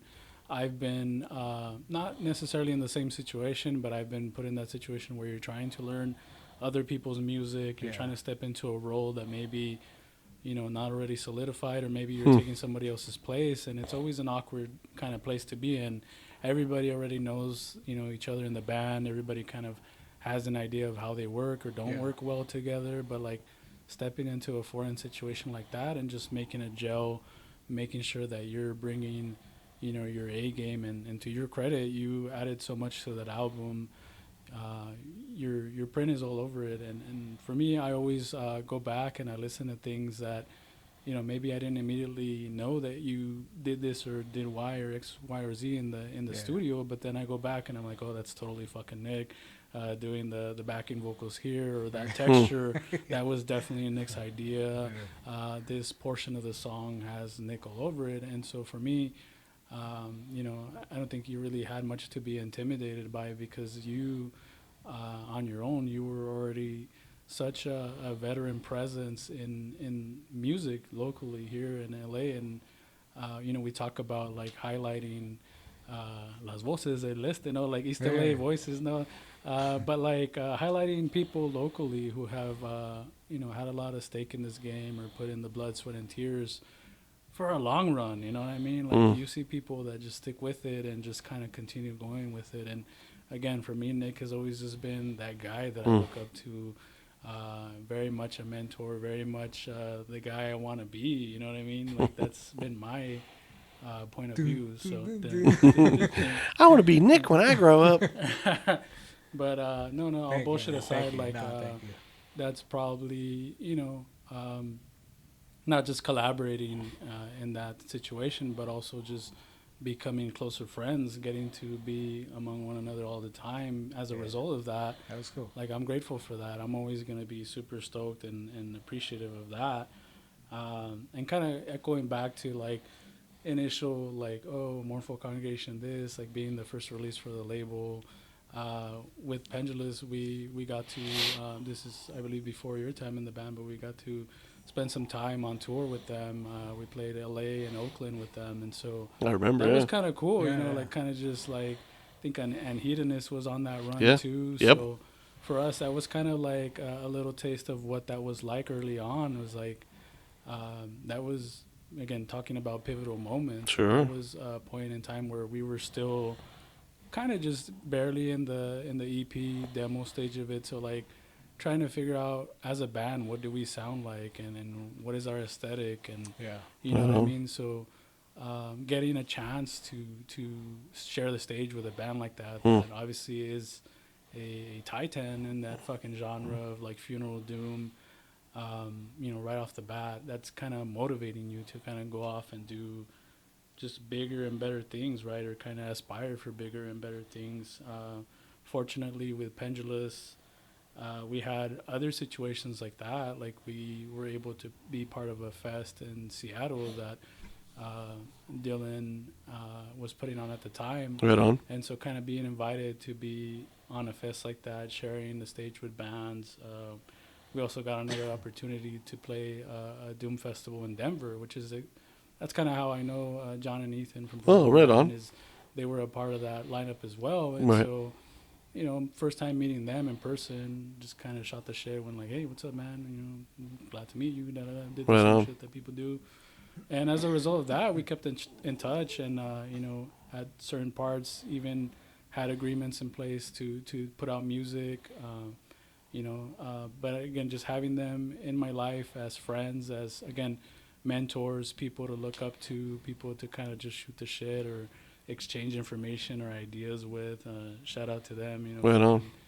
Just a little big stoners out here, big smokers in the room, but like dudes that just talk about they always keep it real, and you love to see big things happen to people like that. Absolutely. Because, when we go back and talk about the genre specific shit, like funeral doom metal and longevity, like that's a band that from day one to now, maybe they've redefined their sound, they've touched it up, they've added elements of this or that, or they've changed it up in some ways, right. But at its core, that music is not what you would call marketable, or like shit that you can just go out there and fucking just commandingly fucking put a grip on things, and the way they've done it over the years is just a pleasure to see that. They obviously just getting ready to put out the new album, Observance, I believe it's Mhm. called, and like going on a new run, touring. Like every chance that I get, I try to, tap in and see those boys and kind of just shoot the shit. But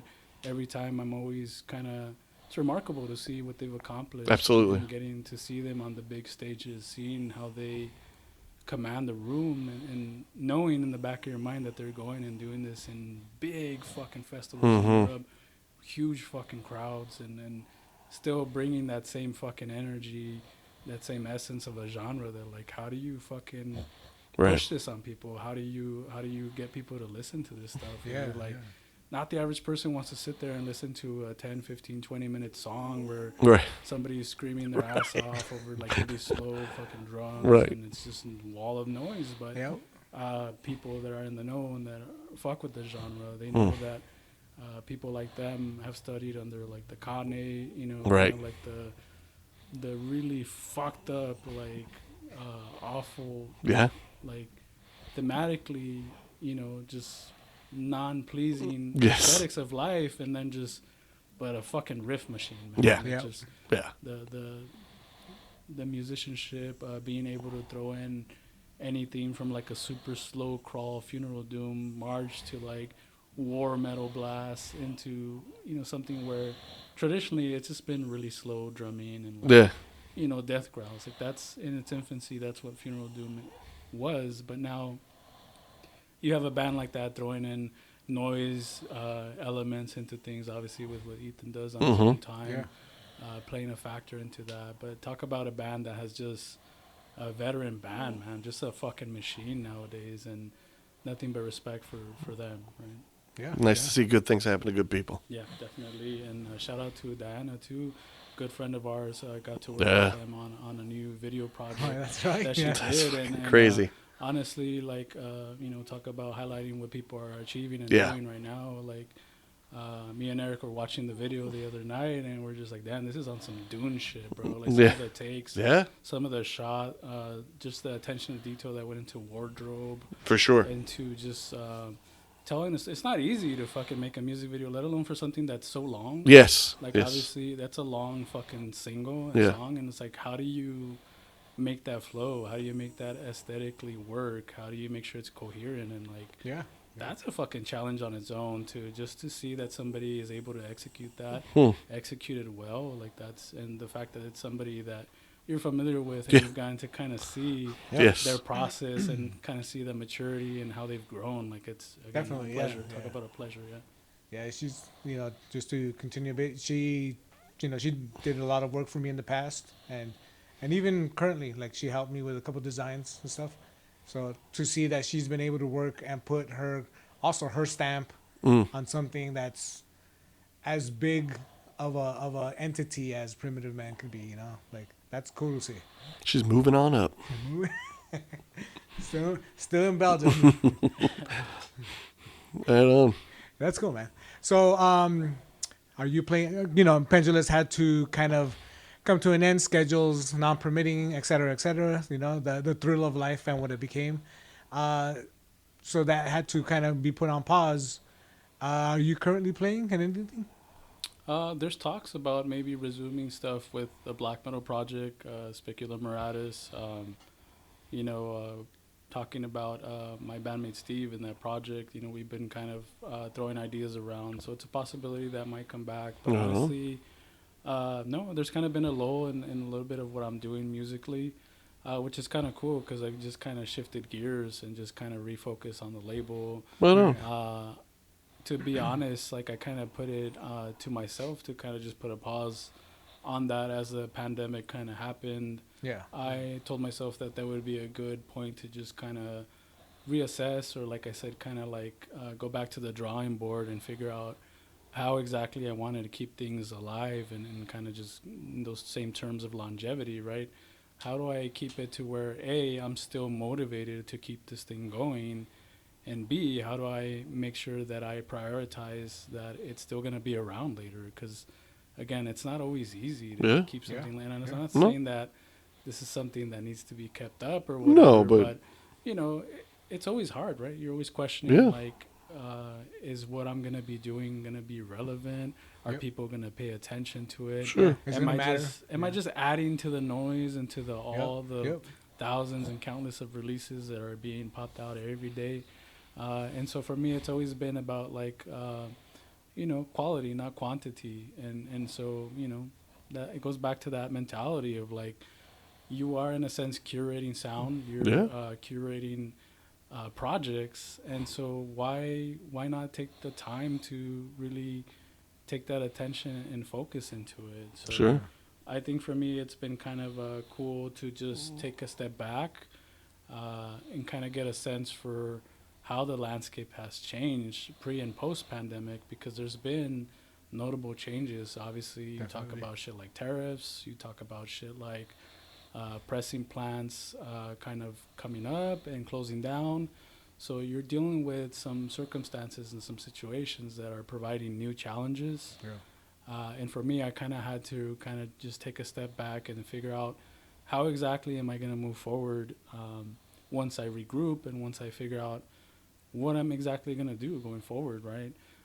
So I think part of that as well has been just kind of keeping an eye for what projects do I want to spend time with. I'm fortunate, again, to still be in contact with good people who maybe took a break from music and started kind of actively kind of taking the time to write again. And so Right they on. send me ideas, and, it's a trip. I talk about, Steve, his project with the tape label Into Extinction, Mm-hmm. very much tied to my past and future output with the label.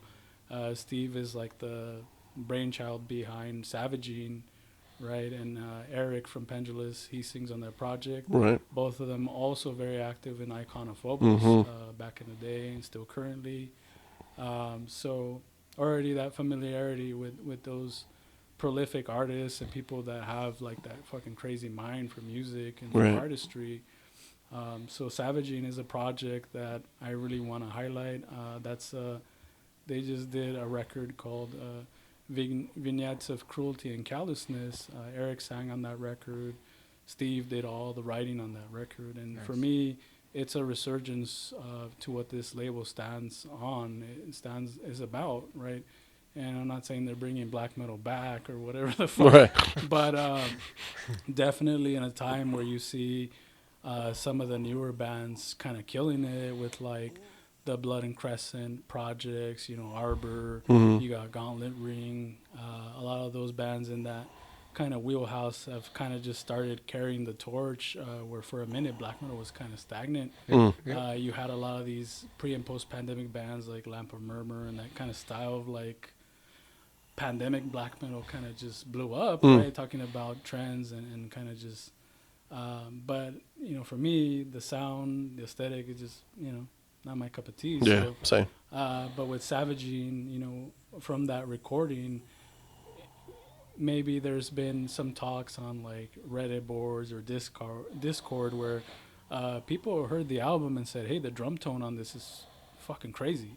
Right Like on. they spent a great deal of time talking about that drum tone, right? And it's Yeah. just one of the many aspects on the album that I think Steve, myself, and Eric, like we are really proud to say this project is complete. There's a full album done. We rolled it out. Steve was able to do tapes under Into Extinction and his tape label. But ultimately, I want to be able to press that on vinyl, and so that's already kind Right of on. the way. That's cool. We're hoping to maybe have this out on record on vinyl format next year. Sweet. But in the meantime, it's gotten premieres on like YouTube channels Mm-hmm. that have like prominent followings and a lot of followers on there. So it's been getting attention in its own right. And like I said, there was a write-up, kind of interestingly enough, it was like an Italian like review site, and they spent a great deal talking about the tones, the guitar tones, the drum tones. It's just got like a warm, natural sound to it that, talking about gear and just recording and all that.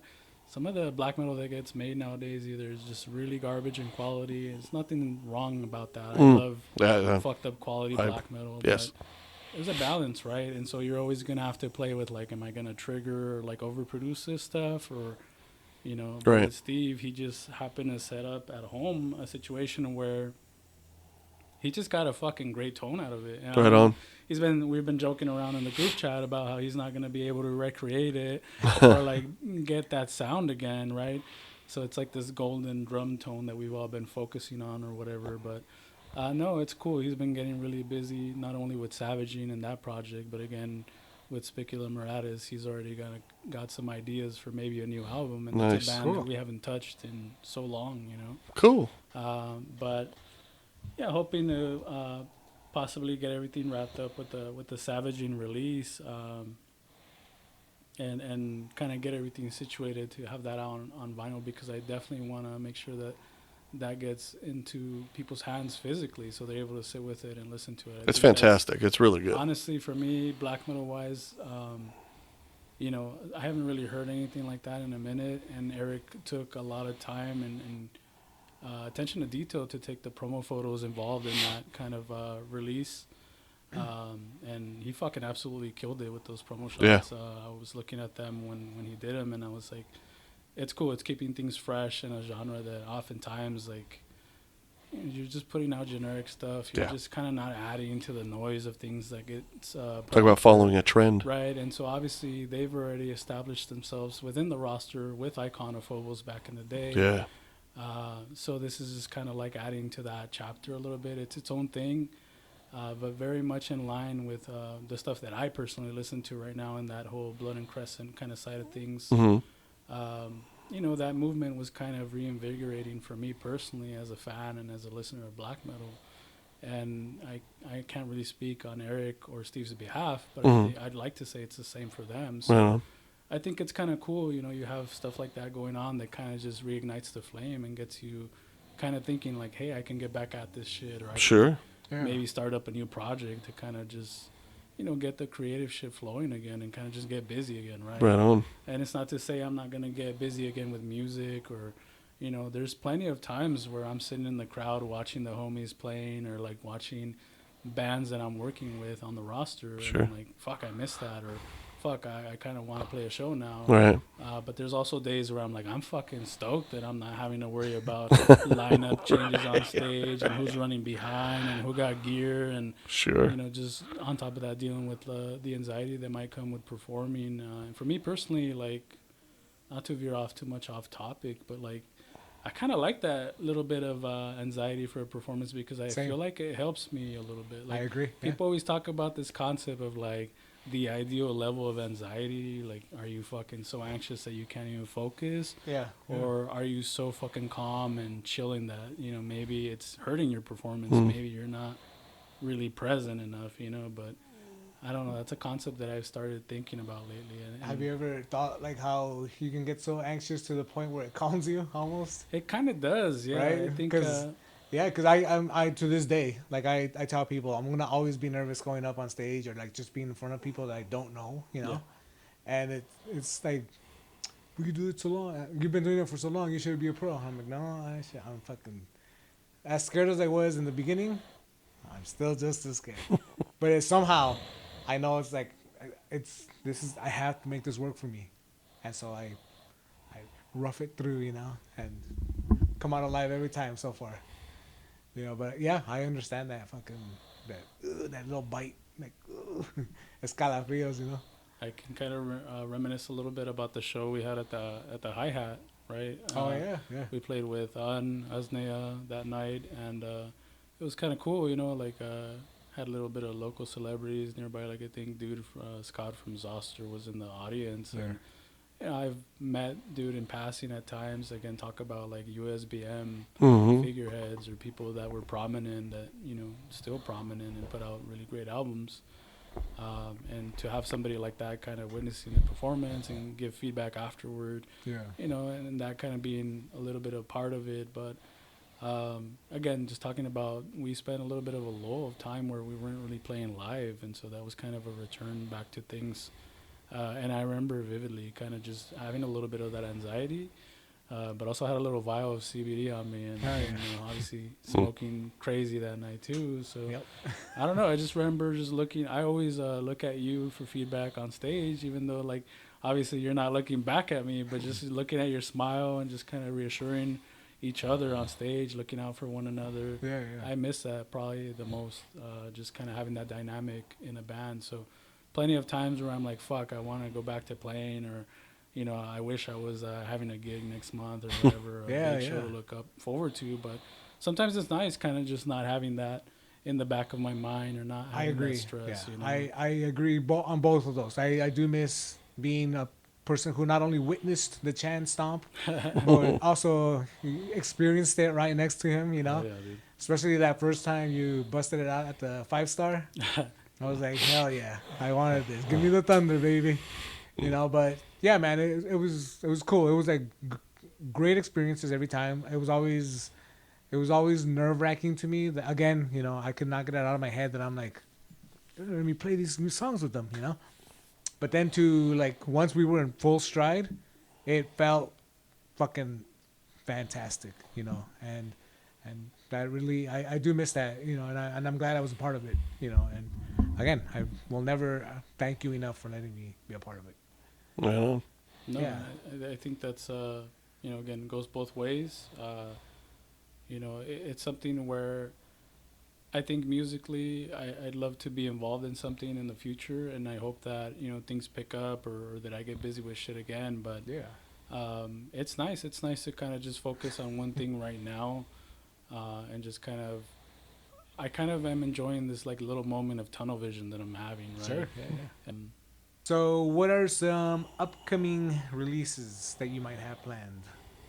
yeah, so with Pestilent Death, they've already put out their EP Pathways to Infinite Malignity on cassette with Rotted Life. So naturally, you know, going back to talking about friends, and you know, Eric now fronting that band on vocals. Yeah. You know, he was showing me the recordings before they did that tape.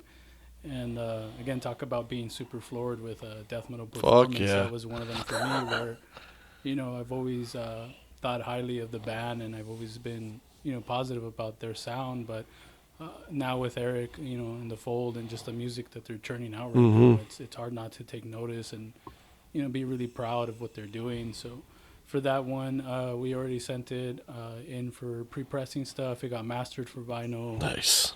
We got test pressings from the pressing plant. We listened to it at home, and yeah, we approved the test pressing. So right now it's just a matter of working on the layout for that and the packaging. Nice. And then once we get all that work ready to go, hopefully the pressing plant can start working on it. So again, most of these releases are probably going to see the light of day maybe sometime early next year. Right on. So this will be most of the release schedule for next year. But I'm really proud of the work they did on that one. I'm really stoked to be putting that out. And obviously, you know, the CD and tape versions did well for Rotted Lives. So I'm expecting more of the same. And a lot of people have kind of been echoing that, you know, they're ready to see this on vinyl, and they're excited to maybe purchase this. So That EP was that's, fucking awesome. we're getting ready to like probably do pre-orders pretty soon. This will be like our flagship release. Right on. Vinyl Command being our exclusive distributor. Okay. So shout out to Luis and Vinyl Command. They got a storefront right now in Phoenix area in Arizona.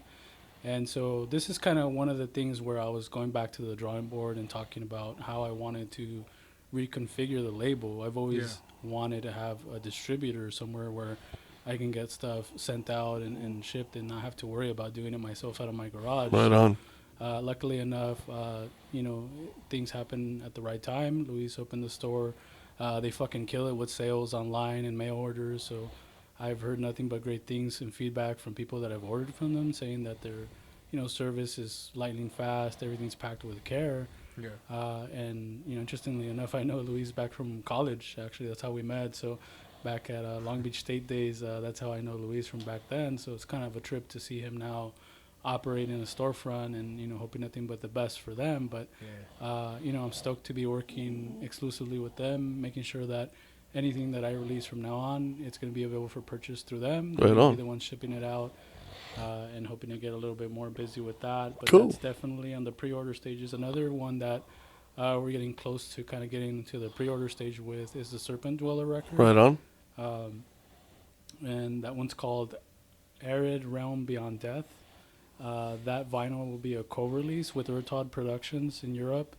And to describe Serpent Dweller, I would say, you know, very much in that wheelhouse of Rhinoceros, Odds Manuk, kind of Black Twilight Circle. It Oh, has yeah. tinges of those Nice. kind of influences, but also some stuff from left field that I wouldn't really necessarily think would be part of the sound. But there's a lot of textures and elements to their sound that is not necessarily traditional when it comes to black metal. So to kind of hearing that be part of the sound and the kind of the sound that's going on with them. Another release that kind of caught me by surprise, talking about feeling out of touch or feeling like you're not really put onto what's going on. This is a band from Corona that is operating on a different level than the majority of local bands around here. It's a band that has taken the time to really craft a sound and aesthetic, Right on. kind of just trying to set themselves apart, doing their own thing, not only just sonic wise, but also with their aesthetics. So Very cool. I'm stoked. This is the first time that I've worked. I've done co-releases before, but Sure. this is the first time that I've worked with a European partner on a co-release. And Okay. nothing but good things to say about Urtod, the work that he's done so far with his label. It's, again, kind of just things that you aspire to kind of grow, maybe to that scale. So it's kind of, for me, it's an honor to be working with operations like that and people that are kind of just doing what I wish to one day be doing with the label. Hell yeah. Kind of where I see things heading down the future, you know what I mean? But with that one, the thing that kind of fucked us over was, again, going back to tariffs, right? So we were getting ready to send it to press and start doing the pre-orders on that. And that's exactly when everything hit with tariffs. We were starting to hear that there wouldn't be any shipments coming from Europe. And ironically enough, I've always pressed domestically. I had a really close working relationship with Cascade Pressing in Oregon. Mm-hmm. I've done the majority of my vinyl output through them. Nothing but great things to say about them, their service. Everything has been great working with them. Right on. But this would be my first time working with, an overseas pressing plant. And much credit to Igor and Urtod. He's doing all the pre-pressing work. He's the one reaching out and getting everything finalized. But part of that was that roadblock of the tariffs, right? And so, this being a co-release, we need to be able to get the product here. We need to be able to get it to people's hands, right? And this being a flagship release for that partnership and exclusive distribution with Vinyl Command, I'm just trying to make sure that everything goes smoothly. So the last thing we want is for pre-orders to be, already paid for, and then there's no product that's going to be moved here. Sure. Because it's sitting in customs, Right. or sitting wherever the fuck it may be sitting. So that's kind of the logistically, again, talking about those challenges, Oh, and sure. those barriers that came post-pandemic and the political climate. Yeah. That's one of them, and that's one of them that has never been an issue for No. me. And again, just so happens that this is the first time I'm working on a release that involves an overseas pressing plant, right? Yeah. And it's very common now for labels to work with Chinese pressing plants or work with Eastern European pressing plants, because the cost to manufacture in those places has been historically very low. Right. So you're saving quite a bit of money when you're doing that. Sure. But not anticipating that now you have this into play, right? And it's Mm. eating into the logistics of the whole thing. So Yeah, unfortunately, part of the landscape that we have to navigate nowadays. But that's, one of the releases that I'm really fucking stoked, and kind of the sooner than later, those two releases are going to be the ones that will be available for pre-order relatively soon. So Right on. probably Nice. first quarter of the next year, I would say. And then switching gears from that, I am in talks with Sex Blasphemy to do their full-length album, the next project that they work on. And people might not be familiar with Sex Blasphemy, but I want to shout out James, the whole ABK crew, Rick. Rick was in Vomit Ritual in the past. That's a band locally in the Inland Empire that doesn't get enough of a fucking due, or attention, kind of given to them. So the shit with Sex Blasphemy, though, that kind of got my attention was they recently opened a show at Knucklehead, right? And shout out to Alvin, Elegy Ensemble, and just kind of what he's been up to. But, that show there was with Arizmenda headlining, and with Pestilent Death also supporting. Nice. Sex Blasphemy was the opener on that bill, and talk about commanding stage presence and commanding a crowd. To this day, I have not seen a band that just captures people's attention the way that Sex Blasphemy did that night, right? And that's something that I don't see often. I think that's something, I may mention it here or there, and we talked about it earlier, but I haven't witnessed something like that in years. And so for me, I was just like, already knowing those people, knowing what they're about. And interestingly enough, they have a working relationship there with Chivo from Black Goat Brewing, right? He's had like a little microbrew situation, home brew situation, but he's got a very professional setup going on there.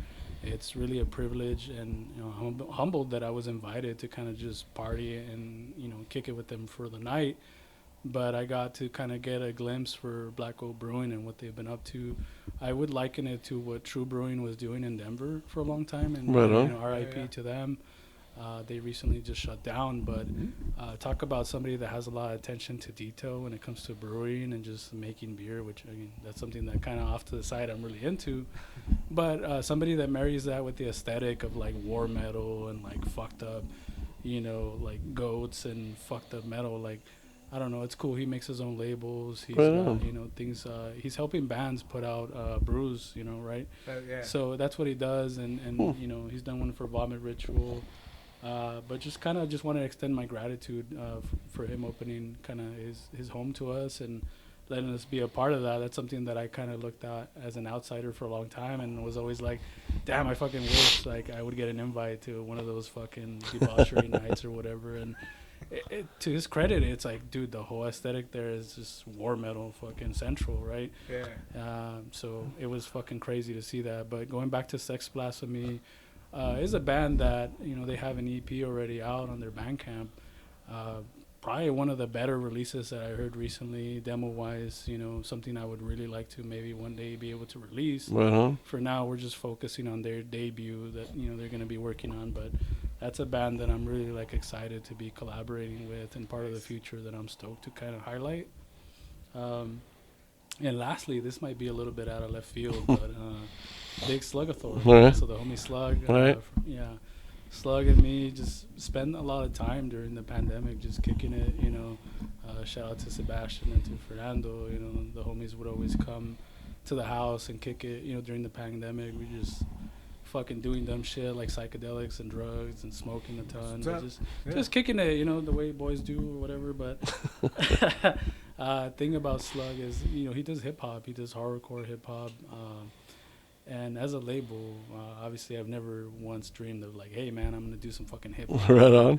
I'm going to lean into that. Obviously I've always been influenced by shit like Profound Lore, what Chris Bruni has done with that label, where it's an eclectic kind of roster where you're not just pigeonholing yourself to one genre or doing just the same shit over and over. But I've never once been like, oh yeah, I'm going to fucking do hip hop, right?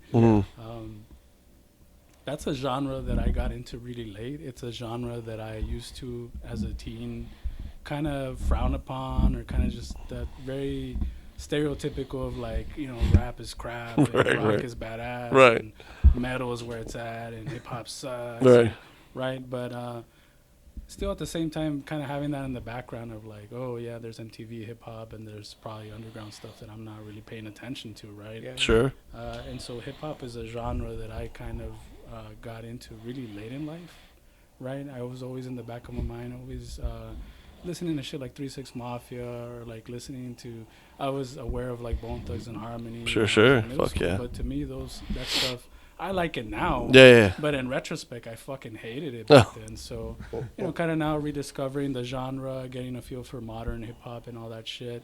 I kind of just, it was a nice kind of palate cleanser, so to speak. You're so busy and entrenched in like listening to all kinds of metal and extreme metal, and for me, especially as a musician coming in from that point, you get so into the workings of like drum work and hip hop and just kind of those elements and how they maybe inspire you in other avenues or in other genres to make music, right? Fuck yeah. But going back to Big Slugathor and what Fernando's been up to, like, talk about one of the hardest working rappers and MCs right now locally, or just in the whole movement. Like, I'm not really super versed in horrorcore in general, and it's not to say that that's all that Fernando is doing right now, or Slug's doing right now with his music. But talk about a person that really pays attention to lyricism, to writing, just these crazy fucking raps that are touching base on anything from serial killer culture to violence to fucked up shit that is traditional in horrorcore, but somebody that's marrying that to like death metal or like metal in general or the culture that we all kind of fall under, you know. Right. Slug is a guy that, you know, yeah, he does hip hop, but at his heart, he's a death metal head. He's you know, just like you and me, like a kid that, you know, just fucks with death metal, you know. Right.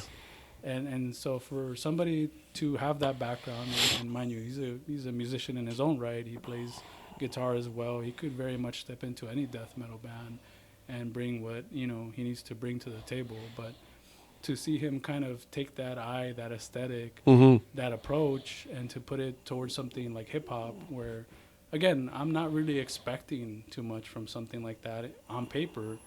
Talk about somebody that's really killing it out there right now. He's being put on mixed bills with death metal bands. I did see that. I remember the seeing community fucks with him. Right on. And not just that, man. I want to really highlight the fact that it's not to say that I'm actively looking at numbers or paying attention to streaming numbers and shit like that. But, you know, some of the bands that I already have on my roster, prominent bands that have been established that are talked about, they hit good numbers on there. But Slug is doing fucking crazy numbers sometimes on Spotify. And it's not even Right. when he's actively putting stuff out, or, you know, it just so happens that people are really catching on to what he's doing. And for me, I'm fortunate enough that he's kind of like-minded in the sense of, like, he's also does label shit. He's also been independent and doing his own thing, right, under Slugged Out Records and Diabolical Conquest. You know, he's done tapes for bands locally. Like Right. Letrus right now is a band that I see on a lot of local bills. He did one of their tapes before. So it's somebody that, you know, again, I see a lot of myself in, right? Slug is a fucking La Puente head, right? So, Yeah. like, you know, obviously being from Street. East LA myself, I spent a lot of time in Puente, like, growing up because my grandma had a home there. So I spent, you know, I jumped around a lot, but I spent a significant amount of time in La Puente. So for me, I see a lot of myself in him, just in terms of how we move, the shit that we're into. It helps tremendously that, like, we were able to sit down and kind of, I was able to help out with his album rollout for Existential Horrorcore. And that was so reinvigorating and motivating for me as a person that does labels, because there was no expectations from me other than to just provide guidance and, you know, advice. Nice. I was asked, right? And it was, for me, motivating because I got to be a part of all the positive aspects of, like, doing label work and curating and pre-pressing and planning, but there was no stakes there. Like, Right. if it failed, you know, or if it did great, cool. But, like, it wasn't, the skin wasn't on me. It wasn't up to me. Yeah. It wasn't that pressure that is constantly there when you're working with somebody. So we kind of went through that together at a time where, again, we're kind of going back to the drawing board in terms of the label and what I'm trying to do. And at many given points, I was kind of thinking of throwing in the towel and just calling it a day, right? But talk about something I needed, like a shot in the arm, just spending that time with him in that capacity, it reinvigorated things in terms of, like, wanting to fucking actually be a part of something like that again. Right on. So naturally, the conversation shifted to, like, hey, man, not that we ever agreed to do this, but you want to work together. And that was kind of like something that was in the back of our minds the entire time that he did his first album rollout. But to actually voice it and to kind of sit there and start saying, hey, I like the way you work. I like the way you move. I like that you are very like-minded. Like, let's fucking do this shit together. Yeah, so Yeah. that's something that I'm kind of excited. You know, it's a whole new aspect, a whole new dynamic in terms of doing hip-hop under a label that has never done hip-hop. Yeah. It's not to say that I'm going to shift gears and start. No, doing, hey, maybe whatever. might be a one and done, or maybe I just have this working relationship Sure, and start sure. going forward. It's a first step. You Right, know, that's what's cool. It's taking a chance. But for me personally, just what I've heard so far from the project that we're doing, and just from what's to come, it's something that not only as a fan of hip hop I'm excited about, but as a fan of extreme metal, the way those two worlds collide when it comes to his music, his aesthetic, and his vision, and the way that people gravitate towards it. Like, it's been fucking amazing to see, right? And so, you know, again, talk about somebody that's putting in the work and is really about that. I would say that's probably somebody that I really have my eye close to, and it's fucking great that I get to have a great friendship with him. But also, like, I trust him in a working capacity. Right. I know what he's about. I know he's going to pull his weight. I know he's gonna pay a really good attention to the detail in the work that he's doing. And I personally been there in studio sessions with him, sat through that process just as somebody that was curious. Again, I've never seen hip hop be tracked before. Sure. I've never seen what that process is like. I've always been in the studio as a musician doing X, Y, or Z, but I'm new to that side of things. So that's been interesting. That's been motivating and kind of eye-opening to see how that world operates and just that context, right? Right on. That's cool. Oh yeah. Again, the places that music puts us always lets us learn, right? Like you're not familiar with hip hop tracking, and now you get to work with somebody who makes hip hop and is taking chances as much as you are. That's again cool. Oh yeah. Oh yeah. So all that being said, make sure you check out Baneful Genesis. Where Absolutely. can we find you? I think our website's down right now, so I probably got to work on just redesigning a new one. But our domain is banefulgenesis.com. I'm also on Instagram under Baneful Genesis. I believe there's still like a Facebook page on there. Yeah, you can find us on there. Search us on Google and stuff. But that's something that I've kind of struggled with too, because initially as a label, I had like minimal kind of social media presence. My first website was literally just a list of items that I was selling. Yeah. Right? So the distro was just a list, right? And there was maybe some blurbs about releases. It was text. It wasn't anything fancy. And now that's kind of another struggle, right? I've had like a very nice looking website up, but then things transition to social media, right? And so Yep. I'm sitting there, wasting resources on something that nobody's visiting, right? Nobody still to this day. I don't go and look at label websites anymore. So things have kind of naturally just shifted gears into social media, right? Yeah. And YouTube also kind of being another kind of platform where things are rolled out and kind of just the first place to kind of get exposure to new acts and new bands and things like that. So it's interesting to see in its own right? Yeah. I have seen more people kind of gravitate towards YouTube and finding opinions and shit on stuff that's about to get put out. Yeah, so for me, I think Instagram is kind of the first place that I look at for like band news or any release news. So that's kind of the first avenue that I have for kind of putting information and news out there. So that would be a good place to kind of just, check out as a place to keep tabs on the stuff that we've talked about today in the episode. Yeah. I try to stay active on X, but that's more like a shit talking, social media situation. That's where you go to hate that you went there. Yeah. So that's that situation there. Cool. All right. Yeah. Right on. So check out Baneful Genesis Please. on Instagram. Lots of good stuff on there. Lots of good stuff, and you're supporting a person who, again, has the integrity to be as honest and as real as can be, especially when dealing with artistic output by people, who want maybe to move a little bit further down the line. This guy can help you out. Oh, And yeah. if he can't, he'll let you know, but he'll still help you out. So, the fact that it's our spooky episode. What are your thoughts on like spooky happenings? Do you have any recent happenings that you might want to share, or do you believe in supernatural type stuff? I know that's also loaded. It's weird because I'm one of those people that I don't believe in paranormal or like spooky shit, but I want to. Yeah. Right. And so I don't know why I have this like weird, like I kind of want some weird shit to happen to me. Right. Yeah. And as far as like personal anecdotes, I don't really have anything too crazy. There was one instance where, again, this is like my early 20s, out in fucking San Jacinto of all places. Right. I think this day, it was broad daylight. I think I was accompanying somebody that was doing like electoral polling, like volunteering. Oh, right, canvassing. Yeah, and this was like a little church, like a tiny community church, middle of nowhere. I was sitting in the back of the church where there was nobody near me, right? And not that I was doing any performative reading or anything like that we call nowadays, but I had a book with me. Back in those days, I would actually do a lot of reading, a lot of time to kill, a lot of time sitting around doing nothing. So that was my way of coping with it. And I wasn't actively volunteering, so I was just accompanying somebody. So I was trying to kill time, right? Sure. Obviously, there was a lot of people there, but they were all towards the front of the building or the kind of the space. There was lines forming. There was, kids running around and people kind of just doing their thing, right? People are coming to vote.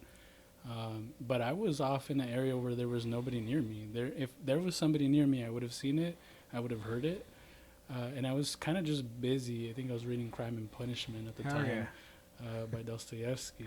And, you know, I'm all into this fucking book or whatever. And I felt something tap me on the shoulder. And when I say something, it's nothing crazy. But if I were to say what it felt like a tiny hand trying to get my attention. And somebody tapped me on the shoulder, but it was like a child hand. Does that make sense? Yeah. And I did get like goosebumps, and I did kind of get really fucking tripped out because there was nobody around me. I looked around me, there's nothing there. And then I'm like, well, I don't fucking believe in Christianity. I don't believe in God, yet I'm in the Lord's house and something's fucking touching me. You know what I mean? Like, what do I make of that? It's the Holy Spirit. The Holy Spirit. And so, you know, I'm like, what the fuck? And I wasn't even like a stoner or anything back then. So there's no way to be like, I'm fucked up. You know, or, hey, the sativa was wild. Nah, I'm literally just sitting there chilling out, trying to kill time reading. And so, yeah, I had that happen. That's probably like the only weird thing like that ever happened. But very much into like folklore or local, like, Hell yeah. legends that you hear like growing up in Zacatecas, always like leyendas, and so kind of hearing a little bit of that, obviously from parents, my mom. There's a story that kind of sticks out where my dad, his family, they're from like a rural area in Zacatecas. There's still like a fucking well in the middle of that community where you know, maybe 3 or 4 families all kind of go and grab water from, right? So this is a really remote area. And she talks about the house that they lived in at that time in that place as being extremely haunted, right? And she told me a story one day that everybody in the family, and this is all her in-laws and all my dad's family that lived there, it's a big house, you know, it's a Mexican household. It's full of people, right? Let's be real. And they had all gone out for the night. I think at the time my dad's family had a restaurant. So the Chan, you know, comes from the Chinese Mexican influence from my dad's side, right? Okay. And back then, I believe they had a little restaurant business, so they had Chinese food in all places in Mexico, right? Nice. So she says that night they were all closing up at the restaurant, kind of just finishing up the shift.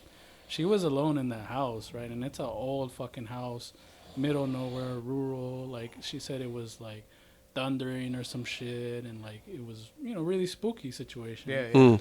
She started hearing things or like, you know, happenings, and she was not, you know, unfamiliar with that, but I guess she ran up to the bed in her bedroom, kind of put the covers over her, and she started hearing footsteps, and she vividly recalls some sort of entity or presence kind of just following her up the stairs. And she was like, well, maybe somebody came home early or some shit. No, she vividly just recalls something standing next to her, just, you know, icy breathing and all kinds of weird shit. So, but that's a story that kind of sticks out to me, just like upbringing and hearing about shit like that. I'm like, I vividly want something like that. I don't know why. I kind of want something like that. I get it, dude, because I have stories for days about shit like that. You know, before I start mine, Aaron, do you have? Absolutely not. I'm a consummate skeptic. I don't believe in any of that shit. I don't think any of it's real. And I've never had a damn thing happen to me like that in any way, shape, or form. So I will say, dude, like, shit has happened where I just do not have an explanation. And I've experienced 2 recently.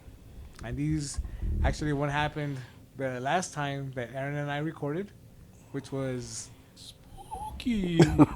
Well, I mean, dude, it fucked me up.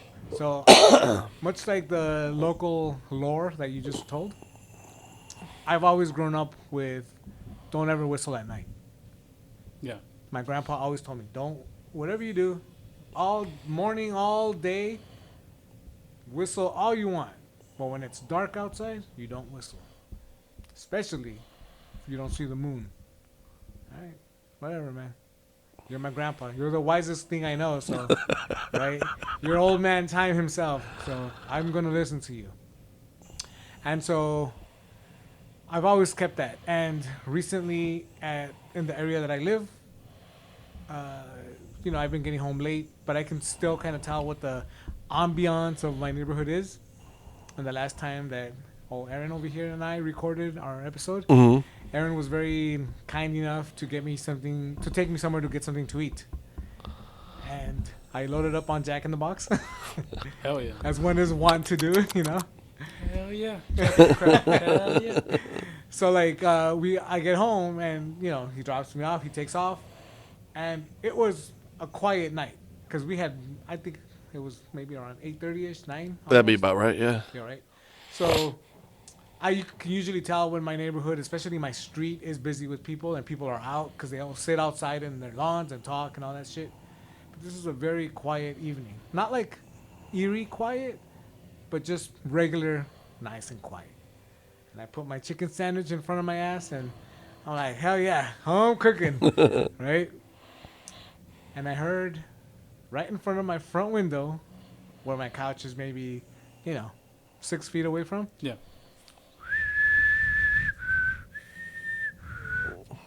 like that, Fuck. okay? And I get up and I'm like, right away I text both my neighbors, because I'm on that level with my neighbors. Like, we're good, right? And none of them replied to my text, so I know they're probably both in bed, sleeping, whatever. And I'm like, what the fuck? I better go check on Amy. No, she's fast asleep. All right, fuck it. Go back to my chicken sandwich, sit down, about to eat, the same fucking whistle. You know? But this time on the other window, which is, you would have to open my side gate to get to that window. Okay. But nobody opened that gate. Nobody, because you can hear it. You can hear it when when it's touched, because it's a big old plastic noisy ass board. Mm. And so I get up, and I'm like, what the fuck? I didn't want to like freak out, But I go and I say, let me just check to make sure the doors are locked. And you have both been at my house. Mm. I have a front door and a back door. Mm-hmm. Front door is locked because I did that as soon as I got down with my chicken sandwich, Jack in the Box. I go to the back door, and the back door is half open and unlocked. Ooh. So I'm like, what is going on? And I go to the living room again. I close the door, obviously. Right? Mm. Go back to the living room, and I try to fucking forget this night is happening. But then I hear, again in the front window, something go, "Brrr," but like a person making that noise. Yeah. And so I just said, you know what? I think I don't get dinner tonight. Just walked into the bedroom and fell asleep. So the homie Espanto came by. Dude. Down, It went to the other window and said, I'm going to get your ass. And then went back to its original window and fucked me up, dude. Vamos a fumar foco. Yeah, dude. Yeah. It fucking freaked me out. And then mostly because they played on the don't whistle at night thing that I've always, for some reason, Yeah. I am a superstitious person. But not to the point where I'm like, I don't think I'm at the point where I'm like, I'm going to change my entire life because I'm scared to do this one thing, But it's just so happened that certain things play out like this. Like this night that I just told you. And then recently, the other thing that happened recently is that we have a little hallway that goes into my bedroom with Amy, right? And on those walls of that little hallway, there are record display frames with Conor Oberst / Bright Eyes / everything else vinyl, because Amy is fanatically obsessed with Bright Eyes and Conor Oberst. That is the biggest understatement of the year, right there. Her soon-to-be second husband. Yeah, yeah. And also was her first husband. So these are the things I have to contend with. But I have had a bad luck kind of walking down that hallway because I am a wide-bodied person still, and my elbows will tap one of the frames and then knock that particular record down, and it'll hit the floor, and then I have to either put it back up or leave it there out of sheer anger, right? That it bothered to touch me. Yeah. So I've done that so many times that I've broken the frame, and we ordered new frames. She put the record in the new frame, can't fall out, puts it up on the wall. And one day, somebody was coming to the house to check something, and we had to close the bedroom hallway door. So we close it. The person came to check it, whatever. They took off, and I go into the bedroom. Nothing, like, I felt nothing out of place, and as I'm telling this, I'm once again reminding people I am blind. I cannot see. But my elbows touched everywhere I thought they were going to always touch on the walls going into the hallway. And they did, nothing out of place. So Amy gets home and she says, hey, why didn't you pick up the record frame? You dropped it, which is, like something that I would do because my elbows again. And I'm like, oh shit, I didn't know. Then she realized that the record was missing somehow, even though the sleeve wasn't out of the frame. Right? And you have to press that, and it has these little hinges that kind of press it down on the glass. Right? Yeah. So I'm like, I don't know where that record is.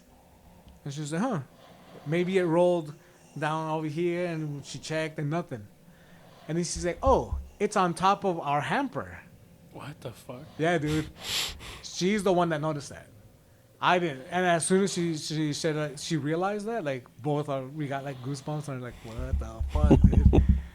So I was there the entire time. I did not hear this frame hit the floor because I know exactly what that. It feels like something's about to break, and like I'm about to get blamed, But yeah, so that happened within the past like 3 weeks. Both of those. I'm not gonna front, dude. Like sometimes, especially those days that we have like a nice long session and I'm leaving your pad like kind of late at night. Yeah, it's scary out there, right? I'm not gonna front, man. There's a weird vibe in that surrounding neighborhood Yeah. and just that location. Yep.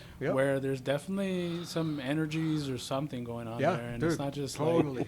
it's not just like cholitos down the street or anything, bro. Like, it's straight up like Which it could be. it still could be. It can be both. Whistling, Yeah. whatever. A little column A, a little column B. Yeah, but I mean, like, no, Calling out the definitely- pigeons. Definitely have had that experience leaving, and obviously, like, yeah, we've been doing a little bit of psychedelics. Yeah. No chance that's playing a Normally, part in it, huh? Like, I'm already kind of coming down when I'm leaving. Obviously, I'm good enough to drive, and like, yeah, there's a noticeable like heaviness in the air, and it's not just like isolated to your house. It's that It's fucking in a area. lot of places. Yeah. But like, how and this is something we're about to kind of go back into actually. How like in old horror movies, when it's like the energy from hell or unearthed ancient energy, the way the perspective is, it's always shown like in the trees looking down at the people. That's what I get. Like, that's how I feel in certain places when I just like, maybe I should not have come down this way. I shouldn't be here right now. Like, something's gonna happen because whatever's already here doesn't want me here, and I feel it. It's a tangible fucking like, That's how I feel in the park by my house. Like an ominous feeling. Or Yeah, some shit? yeah. Like something's just there, this weight, this presence, and I don't know what it is. And again, I realize that I partake in the green gifts of the earth, but when I'm out there, I try not to because I know what area I live in. Also, like those little chalitos down the block, they might be whistling at me for me to get my ass out of there. Yeah. But whenever I've gone with like Amy and maybe like my mom and my dad back during pandemic times, like, dude, I would tell my dad, hey, we gotta get out because está pesado el aire, like the air is heavy, it just feels whack, dude. Like, and he's like, okay, yeah, let's go. I feel it too, and then it's just when you leave, you're like, oh, God, man, I just escaped something. I don't know what it was gonna be, but I just got out of somewhere, Like I feel that around my house. I feel in a lot of places. To be fair, like, I haven't really spent a great significant time in that park, but anytime I've been looking for parking or driving by that park or just kind of like maneuvering by your house near that park, yeah, very much what you described. Like, it's a fucking heavy, oppressive kind of vibe in that area. I don't know what it is, man. I can't even put my finger on it, but it's definitely there. Yeah. There was a point during this past summer that we were lucky enough to have owls and like hawks kind of start popping up in our neighborhood because of that park. The trees are gigantic, they're good for homes, and there's like little dens in the hills around me that little animals can hide. So maybe every night for like June, I could pop the window open I'm notoriously infamous for not liking air conditioners, Yeah. So I just sleep with the window open, and that's it. So I can hear the night kind of noises. And I would hear this night owl, and it was sounding badass. It's fucking screeching, and I could hear the whooping of the wings. Yeah. And, I Amy wasn't at home, but my neighbors were making a bunch of noise. Right. And like it was maybe like 11ish. So it's not the fucking witch's hour or 3 a.m. or the Right. new fucking whatever witching hour that they decided on recently. But it's fucking like 11:15ish, and I'm like, motherfuckers, I want to sleep. And my neighbors are also famous for having benders, dude. Just go out and since they're all retired, dude, all they do is fucking enjoy the good fucking plants, Hell all yeah. the good drinks that they can afford, and they have benders, but they made the noise, and then it was fucking quiet, which I was like, hell yeah, get to sleep now. Pop another melatonin because I like the way that gummy tastes, And I thought I heard the owl because I heard the flapping, big fucking wings, right? And I'm like, maybe if I get my phone and point it out the window, I'll get it recorded. And so I heard the the fucking screeching owl. Yeah. And I start recording on my phone, and then I stop it after the noise stopped. And my phone has this weird thing where if I tap the center of the screen of a picture or a video that I've done, it'll tell me what's on the screen. And so when I fucking go to press play, I must have hit that portion of the display to get, and it said human face in the center of the screen. Yo. Yeah, dude. That's a fucking trip, bro. Yeah, right? So, like, I don't know what that is. I don't know what it is. I'm not going to say it's like a fucking spirit or whatever, like, I don't know what it is. Because I got so fucking scared, dude. I showed it to my dad, and my dad took my phone and deleted it. He deleted that shit? He deleted it, dude. What did he say about it? He didn't say anything. He's like, I'm not going to tell you. He's like, no. He was like, no. He didn't even want to engage with it. He did not, dude. That's a trip. And that's what weirds me out. Like, it's just like, you see what it is, and there's a play button right there. So I must have caught something, right? And now I get it. Maybe an owl at night could be mistaken for a human face, but yeah, all these things, right? I don't know, but I don't know what it is. Definitely a fucking lechuza. A Fuck fucking yeah. witch, homie. Damn. See, that's the shit. I've been to places like around town, like back in the day when I could see that were considered haunted, right? And we're gonna have to do a whole other ass episode. I won't kill the rest of the recording time on this. But like there used to be that abandoned hospital, East LA. Yeah. I went there a bunch of times, and I got some fucking trippy, fucking scary stories that again, the people that I was with, we were not under the influence of anything, officer, but the shit we heard and then the shit we saw, I don't know. I just don't know. I don't know. I want to believe. You were on some session 9 bullshit. with Yes, that one, dude, bro. exactly. Fuck So, yeah, dude. all that said, Kevin, it is spooky season. Are you keeping in line with the required viewing, or what have you been watching? That one's kind of hard because I'm admittedly like a horror movie buff or whatever, and that's primarily what we watch in the household. So yeah, we're always constantly watching fucking horror movies. Usually, most years, I'm like, yeah, let's watch a horror movie every fucking day in October. Yeah. Lately, I haven't really been keeping up with it, but I do want to kind of finish off the month kind of strong. So I'm definitely gonna, open up that Letterboxd or whatever and go through my list of shit. Right on. I gotta get on Letterboxd. Dude, it's kind of, I was so resistant to that shit, but it's been so handy for me. Like, I don't want to plug it or whatever, but it's a fucking badass app, dude. Like, I'm always that guy that's like, did I already fucking see this movie or not?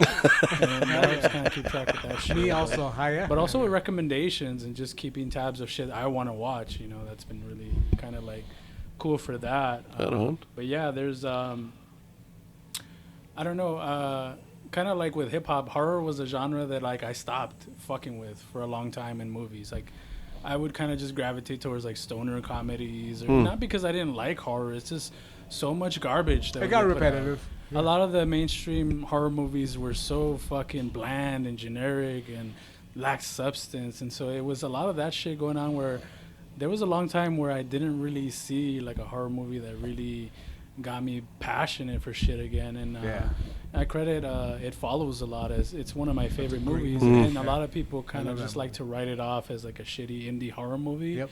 But for me, the soundtrack on that and the work that went into like just the ambiance and the fucking soundscapes in that movie, along with like the plot, and just for me, it was kind of like a resurgence in horror to see that. But for me, that one is kind of like a highlight and one of the things that brought back my interest in horror movies, along with like the French horror modern kind of take on it. You know, you have that movie like High Tension, you have Martyrs, right? Yeah. But also this duo of filmmakers, probably butchering their names, but their last names are Mauri and Bustillo. And they did that movie, they did the Leatherface remake, which I haven't seen that. But they did a movie called Inside, which was really fucked up. Inside's awesome. Right? Yeah. I saw Inside. I'm also a fan of their movie Deep House. Deep House is like great. Did you ever see Calvaire? I have not, but there's another movie they did called Livid. Yeah. That's a fucking great film, dude. Yep. That's a great film. So Livid's awesome. everything and anything that they've done, I've kind of been a fan of. They recently did a newer film like in the last 2 years. Very much in line with like True Detective, which is like a series I fuck with, you know, the early stuff, the new shit too. But very much in line with that. So like if you're into True Detective, their new movie that they did is really fucking cool. So I pay attention to that duo of filmmakers because they tend to work together. Yeah. But I like that, like kind of that modern horror French tip. Some of the more memorable like post-pandemic horror movies for me would be Bring Her Back, which, you know, I've seen cited a lot, right? A lot of people have talked about this movie recently. But that one really hit hard. I would definitely say that that's one of my favorites recently. Which one is that one? Bring Her Back with the kid. The Australian one. Yes. No, Fuck that. Fucking movie rules. That fucking movie was too much for me. That was way too much for me. When that kid starts eating the knife, honestly, don't worry about spoilers too. I literally just turned away from the screen, and my wife was like, "Yeah, you're gonna keep wanting to turn away from the screen." I was like, "Good," because in the end, I enjoyed it, and I thought it was, you know, somewhat of a beautiful story. I get it, but it was like, Jesus H. Christ, dude, when that kid ate the knife, just the sound of it gives me shivers right now. It just fucking fucked me up bad, dude. That was cool. But it was very well done. Very well done. Yep. Another, kind of off topic, but the new VHS kind of anthology entry. I love the first couple ones. Yeah, I'm not super familiar with like. I think it was the last clip, but I want to say.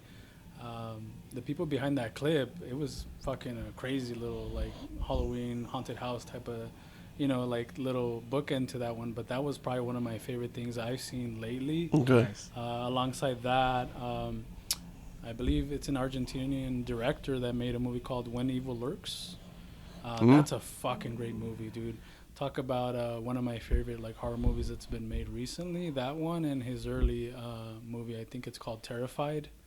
Those two movies. I've heard of this guy. I've heard of When Evil Lurks. Yes, great movies. I would highly recommend those. Okay.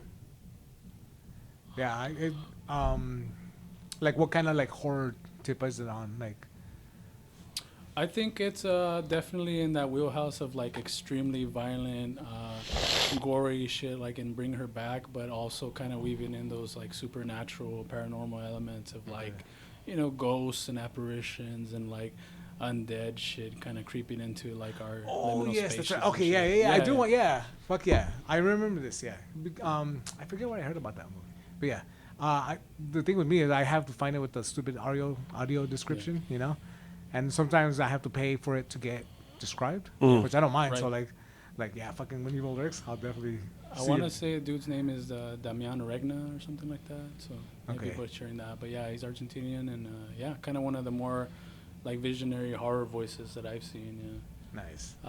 There was, in terms of like talking about like spooky books or spooky content, There was an author that I kind of wanted to highlight because there isn't like a ton of stuff that I read or like keep tabs on, and it's not that I'm actively kind of keeping up with this, but there's a book called House of Leaves. I would do it. Yes. Yeah, I know this book. Mark Danielewski. Yeah. And that fucking book is crazy because just when it was put out, we didn't have like word processor formatting type of situations for authors to kind of play with format in that way. So from what I know about the process of the book having the format it has and the kind of the aesthetic that it has in terms of what's displayed on the pages, that was accomplished by like multiple visits to like, you know, libraries and places where you had access to other things where, you know, maybe you were processing written work differently and you didn't have access to resources like we do nowadays with the computer age, right? So from what I understand about that book, obviously a big part of that is the formatting and kind of just the playing with the words on the page and how they're kind of starting to spiral out as the story's kind of spiraling out. And to me, that book that's cool. Captures this feeling of, I want to call it like insomniac dread. Because that's a big part of the themes, right? Is like this fear of like big spaces, cavernous spaces. That's what I was about to say. Like the story deals with liminal spaces. Yes. And then so does the actual formatting and everything of the book. Like it's like so much attention put into that actual physical product. So I love the way that book starts off because at the time I was always reading it in the middle of the night, witching hour, hours, right? Oh yeah. And so it was kind of cool that I was picking up this book every time when I was already feeling a little bit paranoid and kind of like, fuck, it's that spooky hour. Oh yeah. And the description and what's going on in the book kind of mirrors that like paranoid, like, oh fuck, it's the real spooky hours and this is what's going on. But kind of just touching more base on that author and like kind of experiences that have to do with Halloween. There's a memorable event that author did here in town, and I want to say it was I'm not sure the name, but it's like that Disney theater that's on downtown LA. Okay. Yeah. Like the Arts Theater. I don't know what the fucking name is for that place anymore, but it was there, and it was a Halloween event that he was holding for a shorter novel called The 1,000-Year Sword. And in its own right, that book is fucking phenomenal, and the plot is great, and it's very much in line with spookiness. Yeah. But what made this kind of like this event or this performance kind of stick out for me, not only was it the venue, the theater that it was held at, but it was like a shadow play kind of percussive backing musician situation where he was reading out loud The 1,000-Year Sword, which is kind of a shorter work, but long enough to work for like an accompanying shadow play performance. So he had artists kind of depicting the more prominent moments in that story in the fucking shadow play behind them, so this is going on as you're in the audience. That's cool. Very but cool. Also there's people playing with textures with like all kinds of musical instruments, percussive instruments, and adding textures to the reading as the author is going off. Performance and read at the same time. For me, that was kind of I've never really been a part of something like that since. Yeah. Probably one of the more memorable Halloween-related events that I attended locally. Very cool. And fortunate enough that the author was cool enough to just sign people's books and shit. So that's cool. Nice. I have my copy of The 1,000-Year Sword signed, and I did bring my copy of House of Leaves too, because it's one of my favorites. Yeah. Hell yeah. Nice. Dude. Yeah, that's awesome. I fucking love House of Leaves. That's a great fucking book. Like whenever I want to get all like fucked up, literally, I'll start with that one, and with Tender is the Flesh. I don't know if you read that one. No, I'm not familiar with that. It's I think she's South American, the author. Okay. And I forget the name, but it's deals with cannibalism, mutants and shit, like dystopian future. But it's just told in such a like goddamn. I want out of this book, but I also want to finish it. But it's not homework, But yeah. So like anything else though, like that you've been watching that's been memorable? Or in terms of movies specifically, trying to see what else comes to mind, but I think just the ones that I referenced primarily were the ones that were kind of more impressive for me. Kind of in that same wheelhouse, I saw the movie Barbarian a while back. What'd you think about that? I don't know. People are kind of like divided with that one. A lot of people say it was kind of campy and kind of whack or not executed the way it should have been. But I think the elements in that story, there's a lot of stuff that it does well, right? Yeah. And so I lean more into that stuff. I'm not gonna say it's like one of the best horror movies ever made or anything like that, but kind of cool to see movies like that still being made. Sure, yeah. I liked Long Legs. Again, not gonna say that it was a fucking great movie or whatever. I loved it. And not traditionally like a fan of that dude Perkins' work in the past, but you know, a big fan of Micah Monroe as an actress, and just kind of the vibe in that movie and just the attention to detail, how it ties into the occult. And I thought it was shit like that. fantastic. Like, I man. thought it was fucking sick. So. That guy makes amazing movies. He's got a new one coming out. Wow, fuck! Now I forgot what it was called. Looks fucking fantastic, man. Was it Keeper? Keeper. Yeah. That looks fucking amazing, Yeah. dude. Tabs on that. Yeah, I mean, I loved the monkey, and I thought The monkey Long was Legs- cool. Monkey was cool. I love the comedy aspect of it. You know, I on top of hate it. but actually, I kind of liked it compared to some of the ratings I saw in the reviews. I you know, again, I stay away from that shit because I don't care. I don't want it to taint my view of it. But I loved Long Legs. I loved the monkey, and that Keeper looks fucking even more twisted than either one of those.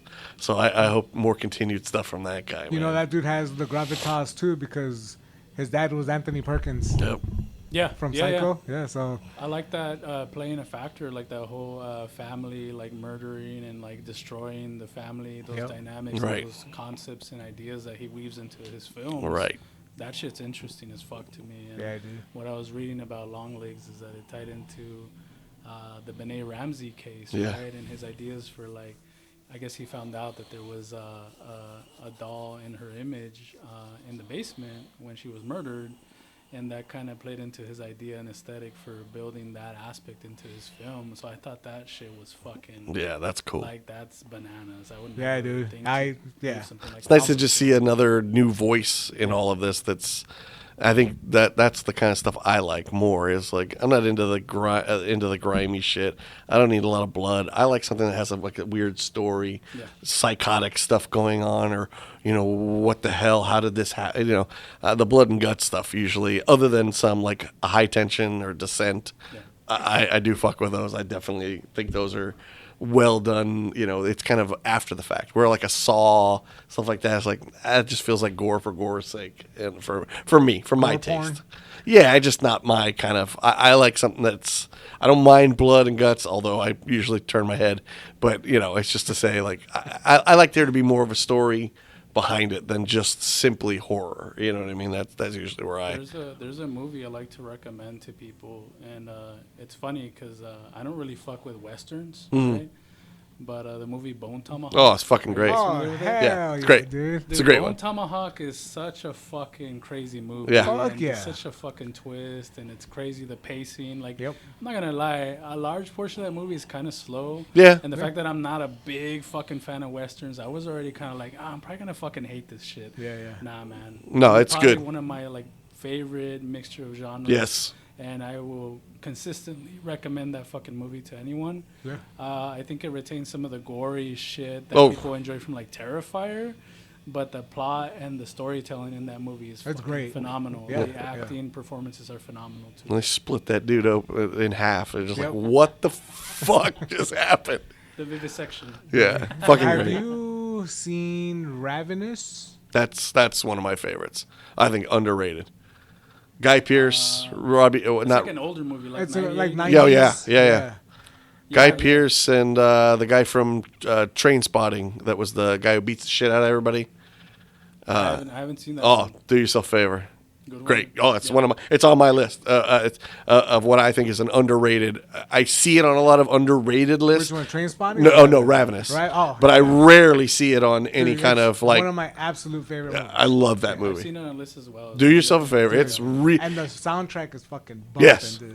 really, really good. Tons of people in it too. Besides No, Guy everybody. Pearce and the other guy, like you're like, oh shit, it's like really well done. That kind of lost in the wilderness. What the hell's going on here? Kind of thing, and It's some fucking, what's that pass? I can't remember. Donner Pass Yeah, kind of that has that type sense. shit, you Yeah. know? It's the new America. You know what I Yeah, mean? yeah. They're all headed out. It's so and fucking it's badass, so dude. good, man. Great twist. Yeah, that was on my list of movies that I feel like don't get enough talk about that I think are, and that again, plenty of blood and guts in it, but it's got a cool little twist and stories and shit like that. Yeah. Is that it for you? You got any more? Or? In terms of movies, no. Okay. All right, Aaron. Well, as far as watching in general, 2 movies I recently watched. I watched The Substance. All right. yeah, Yeah, great I did movie. too. It's Oh, available. very well done. Fucking So very clear that this woman is a fan of course, I'm forgetting his name. Scanners, The Fly, Cronenberg. Cronenberg. It's not even, I mean, she's such an homage to his thing. Demi Moore was amazing at it. Like the whole thing was it's just shot beautifully. I mean, there's beautiful, beautiful shots of the where they use the color and everything else, but just really, really well done. Definitely lived up the hype for me. Definitely parts where you're like, good Lord, what am I watching, dude? But very much enjoyed it. I thought, one of those ones that lived up to it. Again, I thought everybody was great in it. Did not know Ray Liotta actually was supposed to play the part that what's his name played, Homeboy, but he took over. But I thought he did a fantastic job. Yeah. But yeah, all in all, great movie. I totally would recommend it. I think it just obviously there's social issues it's tackling and so on and so forth, but like, watching her back split and this person come out of it and shit like that, like, what the fuck am I watching, man? And it just, very Cronenberg-esque. Like he must have just had a big shit-eating grin on his face if he watched it, just thinking, wow, The other one I watched that's fairly new, which I had some high hopes and I don't know, I felt let down. It's called The Presence. Steven Soderbergh, who I very much like his directing, Traffic, Ocean's 11, Sexualizing Videotapes. He's kind of done a lot of stuff. Haywire. He did that one for Netflix where he did it all on iPhones. It was about basketball and guy trying to be drafted and stuff. Really love him as a director. And I saw this, and the idea was, which I think is kind of the new thing with a lot of these horror movies, like, the story is something you've seen, but we're going to tell it from a POV that you've never seen. Right. Like the one that everybody went apeshit about, where it's like we're going to show it from the killer point of view. Yeah. This is from the ghost's point of view, the haunting of this house. That's right. Yeah. And I thought, okay, I'm in. It's like an hour and 24 minutes, by the way, too. It just goes. That's like the one with Lucy Liu, right? Lucy Liu, yes. Without spoiling, to me, it started off fantastic, and the ending, I was just like, oh, go fuck yourself. Hey, the ghosts were the friends we made all along. Right? No, I wish. I mean, like, I just think to myself, like, a little bit of it was kind of like The Others, which I think is also an underrated one. The whole, why do you remain in the house? And you're like, oh, holy shit, they've been dead the whole time. Oh, my God. Great twist. Love it. Sixth Sense. You go, oh, fuck. Well, this has very much the same thing, and you go, like, okay, but the difference is in Sixth Sense and The Others, you can go back and watch it and go, holy shit, how did I not know that this was going on? Nobody interacts with Bruce Willis the whole fucking time. How did I not know he was dead? You know what I mean? Yeah. But this one just, I don't know. The ending really bummed me out for an otherwise enjoyable movie that's done in an inventive way, and also everybody in it is fantastic. They do a really good job. Everybody's in it, and again, as a director that I really liked, I was bummed. But those are the only. Directed it? Steven Soderbergh. Okay. Yeah, I get what you're saying though, because I did you see it? Yeah, I saw Okay. it, and I had high hopes for it. It was very much listed in Yeah. a lot of like upcoming horror movies and lists saying that it was good. And it's not to say it's a bad movie. No. I think what it does is it's trying to portray this like ominous POV of like, hey, this is some sort of like ominous presence that's. But again, there's movies that kind of convey that a little bit more effectively. Like one that comes to mind that's very much almost the same movie is called The Ghost Story. Have you guys seen that? Oh yeah. The older one? Ben Affleck's brother. What did you think of that one? I saw it a long time ago. To be honest with you, I probably slept through most of it. Yeah, same thing. It was like a romantic it was like a romantic drama, but told through. It's a weird movie for sure, and I think it's like it's kind of like biting that a little bit in the sense of like trying to accomplish similar things, but. I would say, and again, it's not a horror movie. It's not really necessarily. No, but it's spooky. It's a ghost story. See, that's funny that you say it, because what I took from it, to be honest with you, is somebody's trying to out M. Night Shyamalan, and it's just like, look, man, not everything has to be a fucking twist. It doesn't have to be a twist. It could have been the dead girl that was her best friend, and it would have had the same emotional hit. You would have felt the whole thing. Instead, spoiler alert, fuck it. When you find out it's the brother and he's been dead the whole time, but somehow time traveled. Yeah. You go, what the fuck? Like, and I'm sorry, I'm an idiot. I'm not the smartest guy in the world. When it ended, I immediately was like, well, I guess I'm going to YouTube to do an ending explain because I don't know what the fuck just happened. Spend an hour trying to. Yeah, and then I go on it, and yeah, sure enough, the ending explain. The guy's like, "Oh no, that's what it is. He's been dead the whole time. His spirit went back in time because you can travel on different planes." Hell yeah. Man, shut the fuck up, dude. Like, to me, it just took a really interesting plot. Go back and see my grandpa. Well, it like I said, and, don't get me wrong. Everything up until the end, I very much enjoyed, but that just kind of, I don't know. Again, teach their own for what you. But I will say, here's some ones that are movies that I think don't get enough play in horror films. Maybe I'm wrong. I imagine most of you two especially, have probably seen all of these. The first one I'll go with is a movie called The Invitation. Now, there's two of them that are this. The first one I do not know of. I've never seen it. But this one is a guy gets an invitation with his new girlfriend to see an old girlfriend at a dinner party. Dinner party one, right? Yes. Yeah. Now, I will say, it's not the greatest movie in the world, but the tension builds slow burn style. Really and truly, and it's a fairly short movie, what you really, to me, the payoff is, it's the ending. Yeah, the ending's When the ending hits, Yeah. it makes it all worth it. You're probably 40 minutes in where you're going, well, something's got to happen, right? But when the ending hits, you go, fuck it. That was totally worth it. I very much loved it. It was really good. Netflix usually carries it, but I know it's another one of those ones I see gaining little bits of steam. Anybody who's seen it, liked it kind of thing. You know what I I mean? do see it more on like horror adjacent. Yeah, I wouldn't. Yes, my idea of horror and other people's idea of horror. Some of these are a little horror adjacent. I will say this is more of a we're trapped in the house and people are trying to kill us kind of thing. Yep. I don't know if that's another one that I very much love. Frailty. Frailty's great. I think is so underrated. The late great. Now, of course, I'm forgetting his name. Your Stede Buttwad. What's his name is in it? He plays the dad, and he also. Weird Science. McConaughey's in it. Bill Paxton. Bill Paxton directed it. Michael McConaughey or Matthew McConaughey's in it. Powers Booth. I fucking love that movie. Another one. The twist is like, thank you. That's how you do a twist. Not a lot of people talk about that. I never understand why, and I've even heard people shit on it, which I'm like, are we watching the same movie? Like, I'm sorry. I think it's fantastic. Ahead of its time. But I think Paxton knocked it out of the park. I thought it was a great movie, and I think he's so good in it, and it just, I don't know, plays into a lot. Like, there's still that part where you go, I don't know if the demons are real or not. Are they actually? Because, yes, technically you learn at the end he is killing a guy who did kill his mother, but were the other people they killed actually? I don't know yet. You know what I mean? I love that part about it. Cool. The other one that was on my list, you mentioned it, Ravenous. Again, I cannot stress enough. Check it out. So good. I think that was pretty much my first introduction to Guy Pearce, and he's really good in it. And it's such a good movie. I really like it. Here's one I don't know if you guys have seen, a movie called Kill List. It's about two English hitmen. Essentially, one last job. Well, as this dude is doing his job, shit is getting weirder and more occult.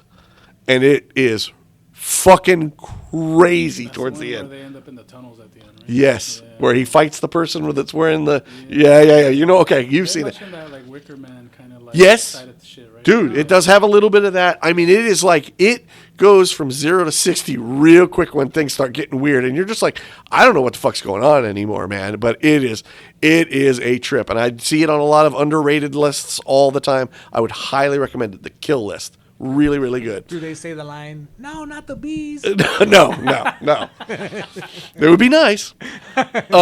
One that I know we've all seen. Again, maybe horror adjacent, but it has that kind of trapped in a place feel, and I think is so fantastic. And we've had a person we've had in here prior, his band, and them were on the soundtrack. Green Room, I think is so fucking good, man. Yeah. So fucking good. I love movies like that too, where you're like, what do I do if I was trapped in this situation? Yep. I love that the big badass in the movie who's doing the armor, he's like the first one to go. You know what I mean? You're like, holy shit, if they can do all this, using the punk aesthetic, the Nazis, the whole, it's brilliant. And Patrick Stewart as the big bad guy. Yeah, oh my God. I recommend that movie a lot. I do too. Same. I think it's fantastic. One that my friend over here, Nick, recommended to me. There are 2 versions of it. Fuck the American version. I haven't even seen it. Don't want to. Good Night, Mommy. Yeah. Oh, Great movie. yes. So fucking good. Love that film, yeah. So fucking good. I mean, I just, what a great twist. So well done.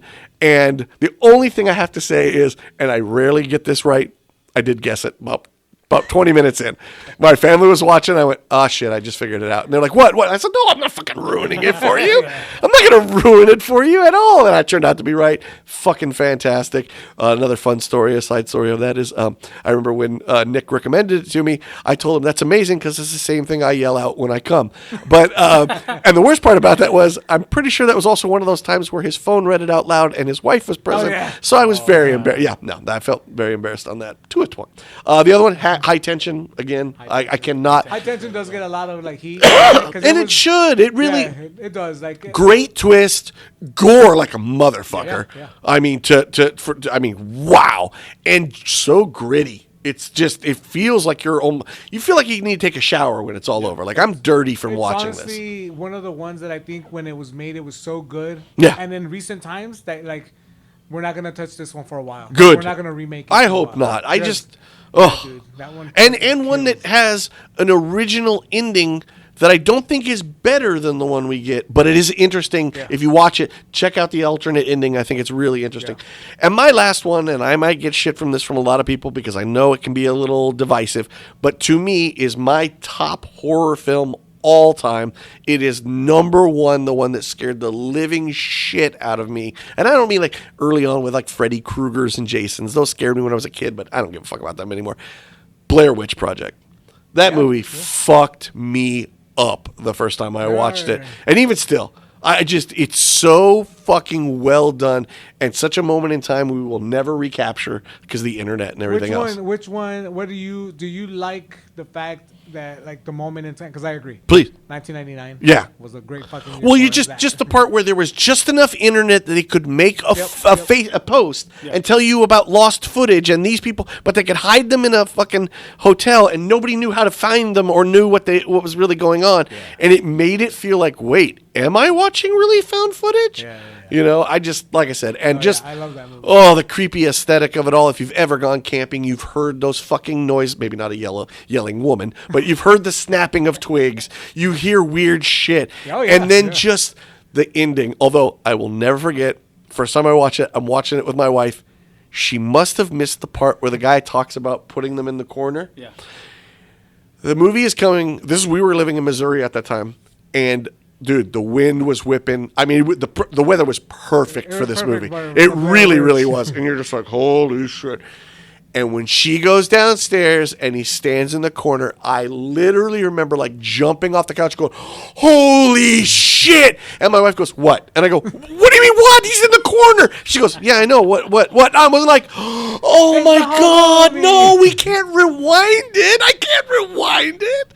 But to this day, I love how you can do so much with so little is what that movie does. Alien is one of the great, to a degree, horror films of all time because it lets you use your imagination more than anything else. There is a pretty sizable found footage. Yes. Community. Right. As far as how the movies are built up. One of them is Mungo Lake. Yes, I've seen this on lists. I love Go. that movie. That was it. By the way, that was it for me. So go ahead. No, Mungo Lake. Mungo Lake. There is one called I forget the fucking name, but it's basically like an influencer who uses Zoom and goes to haunted houses. Oh, I've It's a newer one. Yeah. I've seen. Deadstream? Yes, that one. That's Yes, a great that's movie, yeah. Yes, yeah. Love that movie. Yeah, so I love that whole genre. Yeah. Because I love the fact that it's well, I know this one's kind of goofy. Death Sure. is obviously a goofier one, but Blair Witch was great. So good. Mungo Lake was cool as shit. Have you ever seen one? It's not horror, but it is essentially to make you feel like found footage. And of course, I cannot remember the name. I will look it up while you're talking. But it is found footage from surveillance cameras. and it is following these different people and different stories. One of which I know is a guy who's trying to essentially he's a pedophile trying to kidnap a little girl, and all you're watching is through surveillance cameras through the entire movie. Fuck. And it is really, really, really good. I will look for it. I was about to say it's not World of Worlds with fucking Ice Cube. Holy shit! The first time I saw that fucking trailer, I was like, "This is one of those fake ones, right?" Yeah. Like the idea that Ice Cube did a movie that made "Are We There Yet" seem like an amazing film. It blows my mind. But go ahead. The found footage stuff, I'm with you. And Blair Witch is my number one. Finished with your? Yes, I am. That Okay. was my list. Please. So I did try to watch as much horror as, not that I don't already, but it's a sign of the times, right? Mm-hmm. So Amy and I started watching. I'll jump around. Please. Started watching the Child's Play series. Okay. We watched 1 and 2 yesterday. I fucking loved it. I grew up in the 80s. Obviously, I was around in the 90s. But like that whole fucking decade and a half of just cheesy ass, stupid ass stories in horror movies. I love it. Right on. Child's Play 1 and 2 with fucking Chucky. I'm your friend to the end. Every fucking time. I'm like, should you be saying that to a little kid? Like, run to the end? Like, teaching him about like fucking dying. So That's was like a whole strew of those movies back in the day where the spirit of something infiltrates another thing, right? Shocker and Child's Play, and that was a this spirit goes into somebody else and causes, But one of the ones where earlier we were talking about like the big kind of ghostly presences in movies. Did you guys ever see The Entity? The Entity? No, I don't think so. Barbara Hershey. It's like an 80. Oh no, no, Barbara Hershey. We're going way back. She this fucking movie's frightening as fuck. It kind of gets a little goofy at the end. Okay, but for the most of the movie, it's fucking frightening as fuck. The way. So I'll no. kind of spoil a little bit. There is a part where the entity physically attacks and unfortunately SA's Barbara Hershey's character. But when you realize and that's not what I'm highlighting. Obviously, bad thing, right? I do not condone. I hate whatever. Ghosts, keep your hand to yourself. Yeah, of course. Even if you're a ghost. Yes. Right, but the way that they actually make it look with the what's it called? Not the digital effects, but the practical effects. Right on.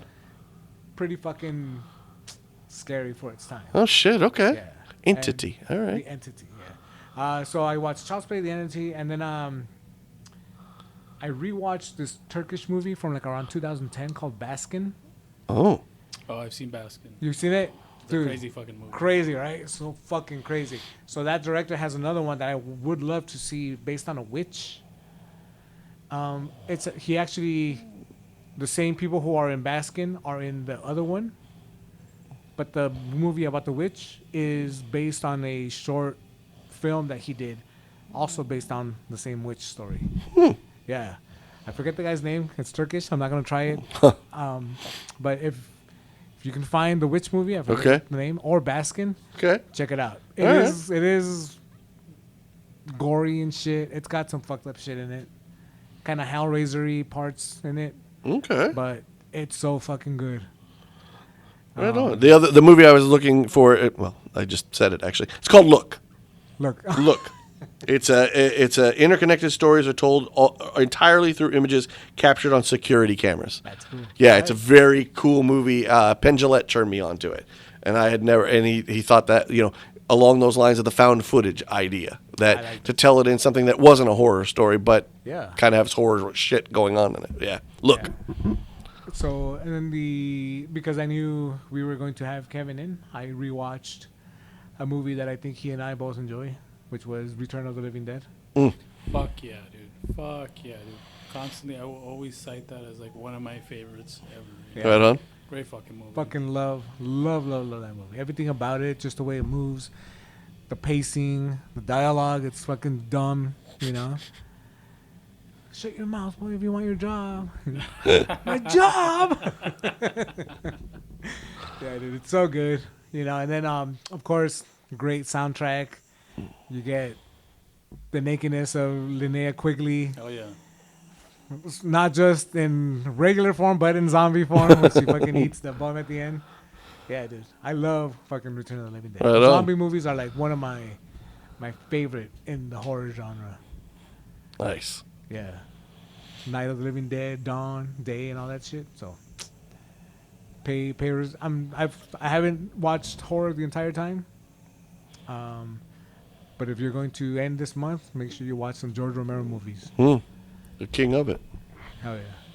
So, what have you been listening to?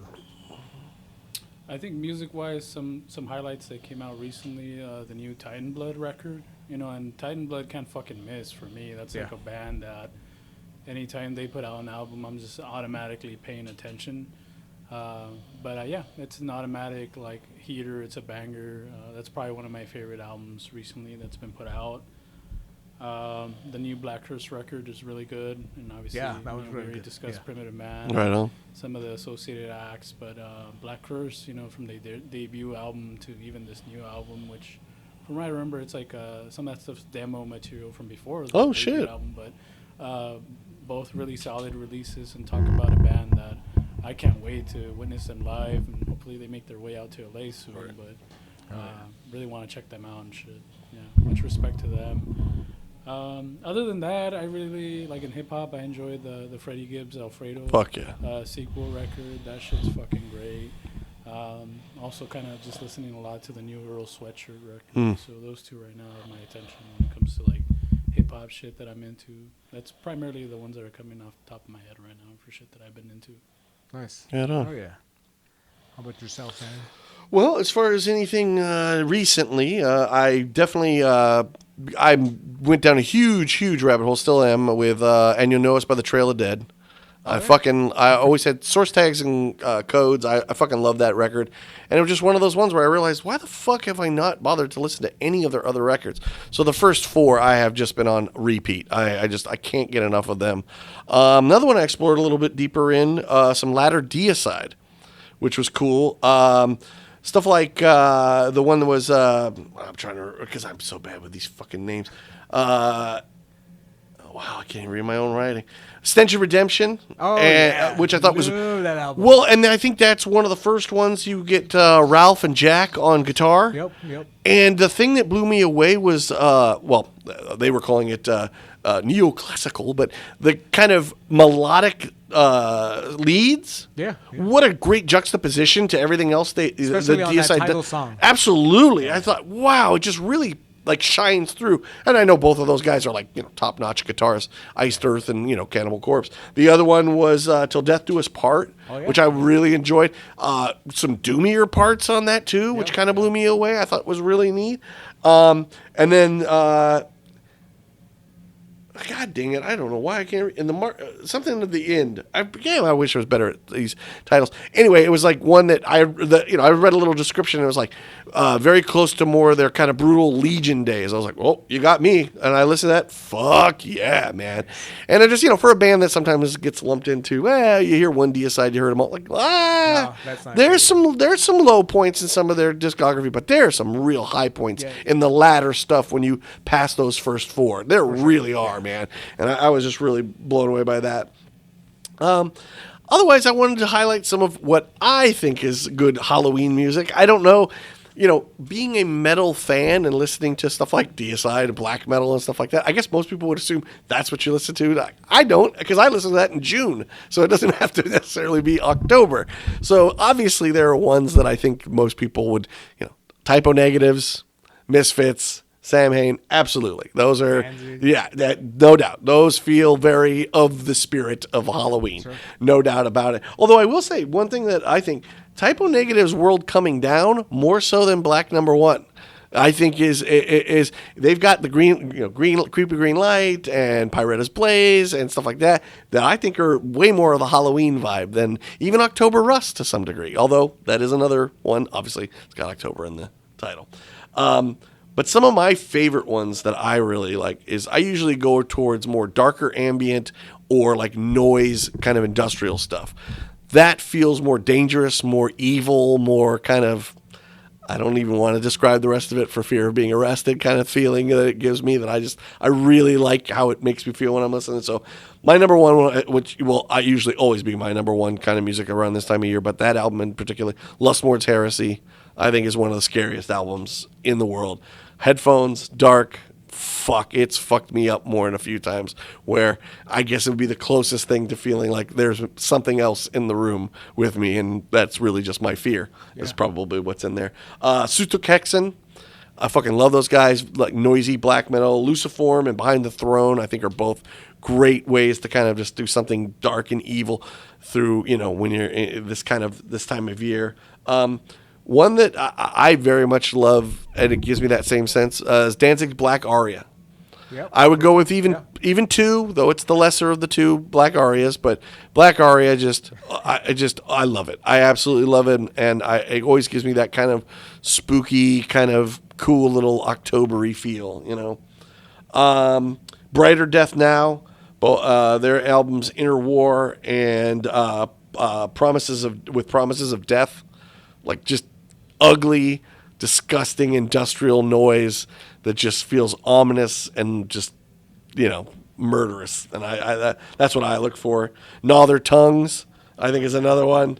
And then one that I think you know it, but I love it, and it's perfectly made for Halloween.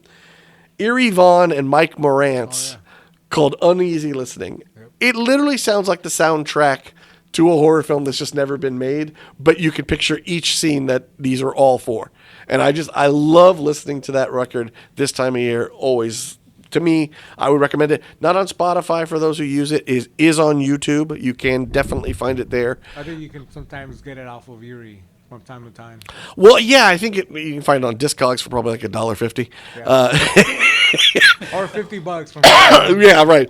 It was one of those ones I remember getting out of a Best Buy. It was in the Danzig section, and I thought, I was like, fuck it, how bad could this be? And I took it home, and I was like, this is so neat, so campy, and big Halloween feel. Yeah. But yeah, those are ones, like I said, if you're looking for Halloween music outside of the norms, or if that's the stuff you like, that's what I like listening to. Hell yeah.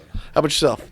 So, I've actually been reading up on the different kind of like mystical approaches at the three big religions. Okay. One of them, and believe me, this is going to go somewhere. I got you. But I'm reading up on Gnosticism right now. I already kind of finished the other two, Sufism and Kabbalah. Okay. Kabbalah. But the Gnostics have several branches to their beliefs. One of them is to do with this spirit energy called Sophia. Okay. So I've been reading books on Sophia. One of them is called the Pistis Sophia, the Gnostic Bible, of course, and then the Apocryphon of John. These are very religious texts, pro-religion, by the way. So if anybody out there is not into that kind of big Old Testament type language, right. I'm warning you. Spoiler alert. It comes back. Right. But so some of the language has been kind of freaky, and I was like, I wonder if anyone's made music influenced by this shit. And so I go on all of the platforms and I type in Pistis Sophia, and sure enough, so I got turned on to this. I think he's a performer, one person who goes by the name Metatron Omega. Okay. It's keyboards, dark ambient. Very big church overtones, kind of. Oh. Some chanting in several songs. Okay. But it's fucking freaky because at one point where you think it's about to sound like heavenly and majestic, he throws an undercurrent of notes that just sound off. Fuck yeah. It's really, really fucking awesome. All right. It's just unsettling. Nice. That's what I like. Heavy keyboard chanting and shit. It is fucking right freaky. On. And I'm reading this fucking book, or not reading like this, but listening to it with the music, and I'm like, all right, man, I don't believe in this shit, but this is kind of freaky. This is kind of freaky. Yeah. So Metatron Omega. Metatron Omega. He's on the Crypto Chamber label.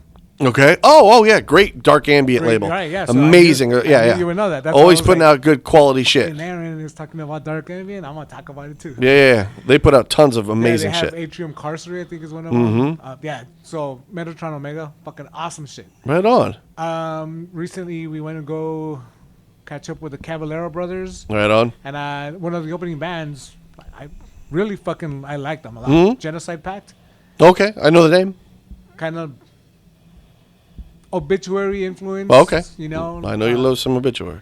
But they throw blast beats from time to time. Right in on. there, and it's just fucking heavy fucking palm muting, which at that point in time, maybe because of the 24-ounce sized Mai Tai that Amy bought me, it was really hitting home. Right I was on. like, fuck, yes. Yeah. So Genocide Pact. Genocide have a Pact. self-titled album, which I think is the latest release. Right on. Because it's spooky-ish times again, Mm-hmm. I re-listened to Rob Zombie's Hellbilly Deluxe. Oh, yeah. No. Because what a fucking great album. Yeah. Dude, what a great fucking album. Living Dead Girl. Fuck yeah, dude. How to Make a Monster. Yeah, dude. How else are you going to burn through the witches and dig through the ditches? The back of my Dragula. There it is. Yeah, dude. So good. And like that was, I think, was a cool time musically too, because even though like there was all the known stuff happening, like Rob Zombie, there was a lot of shit moving around in the underground. Yeah. Like black metal was about to be even bigger than ever. Oh, fuck yeah. You know, and fucking death metal was about to be like, hold my beer and I'll shoot my snot at you through my nose, you know. But yeah, dude, so fucking Rob Zombie. It's a fun record. And super campy, super Yeah, fun, yeah. just like White Zombie was. Yeah. I also read a book called Bluegrass Killed Me, Okay. or Ruined My Life. I'm sorry. Okay. It's about John Fahey. Fahey?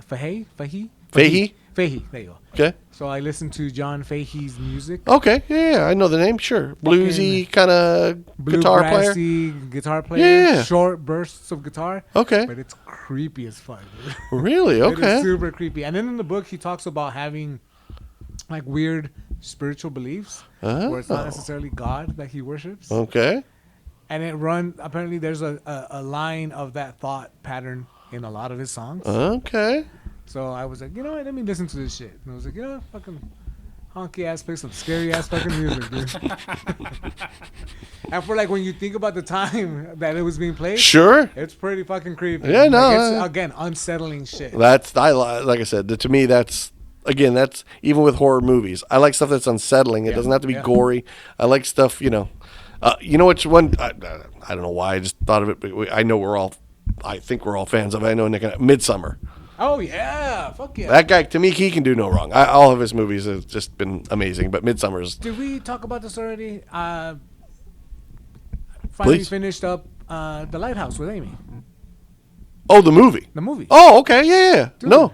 The That's Lighthouse good, is right? Such a fucking great movie. Yeah. Have you seen it, Kevin? Yeah, I've seen that one, and also into like Midsummer and like Ari Aster's output in general. Yeah. I think he's fantastic. He's fucking great, Hereditary man. is fucking sick. Hereditary is amazing, and it just, dude, the guy's great. But yeah, Lighthouse is fantastic. Yeah. Another one of those ones where I continue to go like, this proves once again, sometimes it has nothing to do with the actor and everything to do with what you give him, because the Twilight Kid continues to kill it, and everything that I see him in that has nothing to do with Twilight. Fuck yeah, man. Yeah, exactly. Yeah, dude, I love him as Batman. He's my Batman. I think he's a great actor. He really is. I think the Twilight stuff he's been able to shake that, but he's great. I do remember one time, Amy and I lived in Oakland, and she came home kind of early, and she caught me watching Twilight. Part 3. Bella! Yeah, Twilight Part 3. Because I had already finished 2 and 1. Are they good? Yeah, I've never. For what it is, which Yeah. is like, again, kind of fast food Yeah. intro to vampires and werewolves and shit like that, it's all right. Yeah. Like fucking take a couple of puffs of something and you could sit through half of them, And it was cool. I mean, I saw them. What am I gonna do? Like, I'm not gonna deny it. Yeah. But it's what it is. No. But yeah. Right on. Lighthouse is fantastic. Lighthouse is great. It's really, really good. Definitely one of those slow burn. Where the fuck are we going? What the hell is going Did on? he do Beau is Afraid? Is that his too? No. Right? No, that's. That's the other guy. That is Ari Aster, yeah. That is though, right? Yeah. I love I that thought movie Beau was too. Afraid was the guy who did Pie. No, Aronofsky.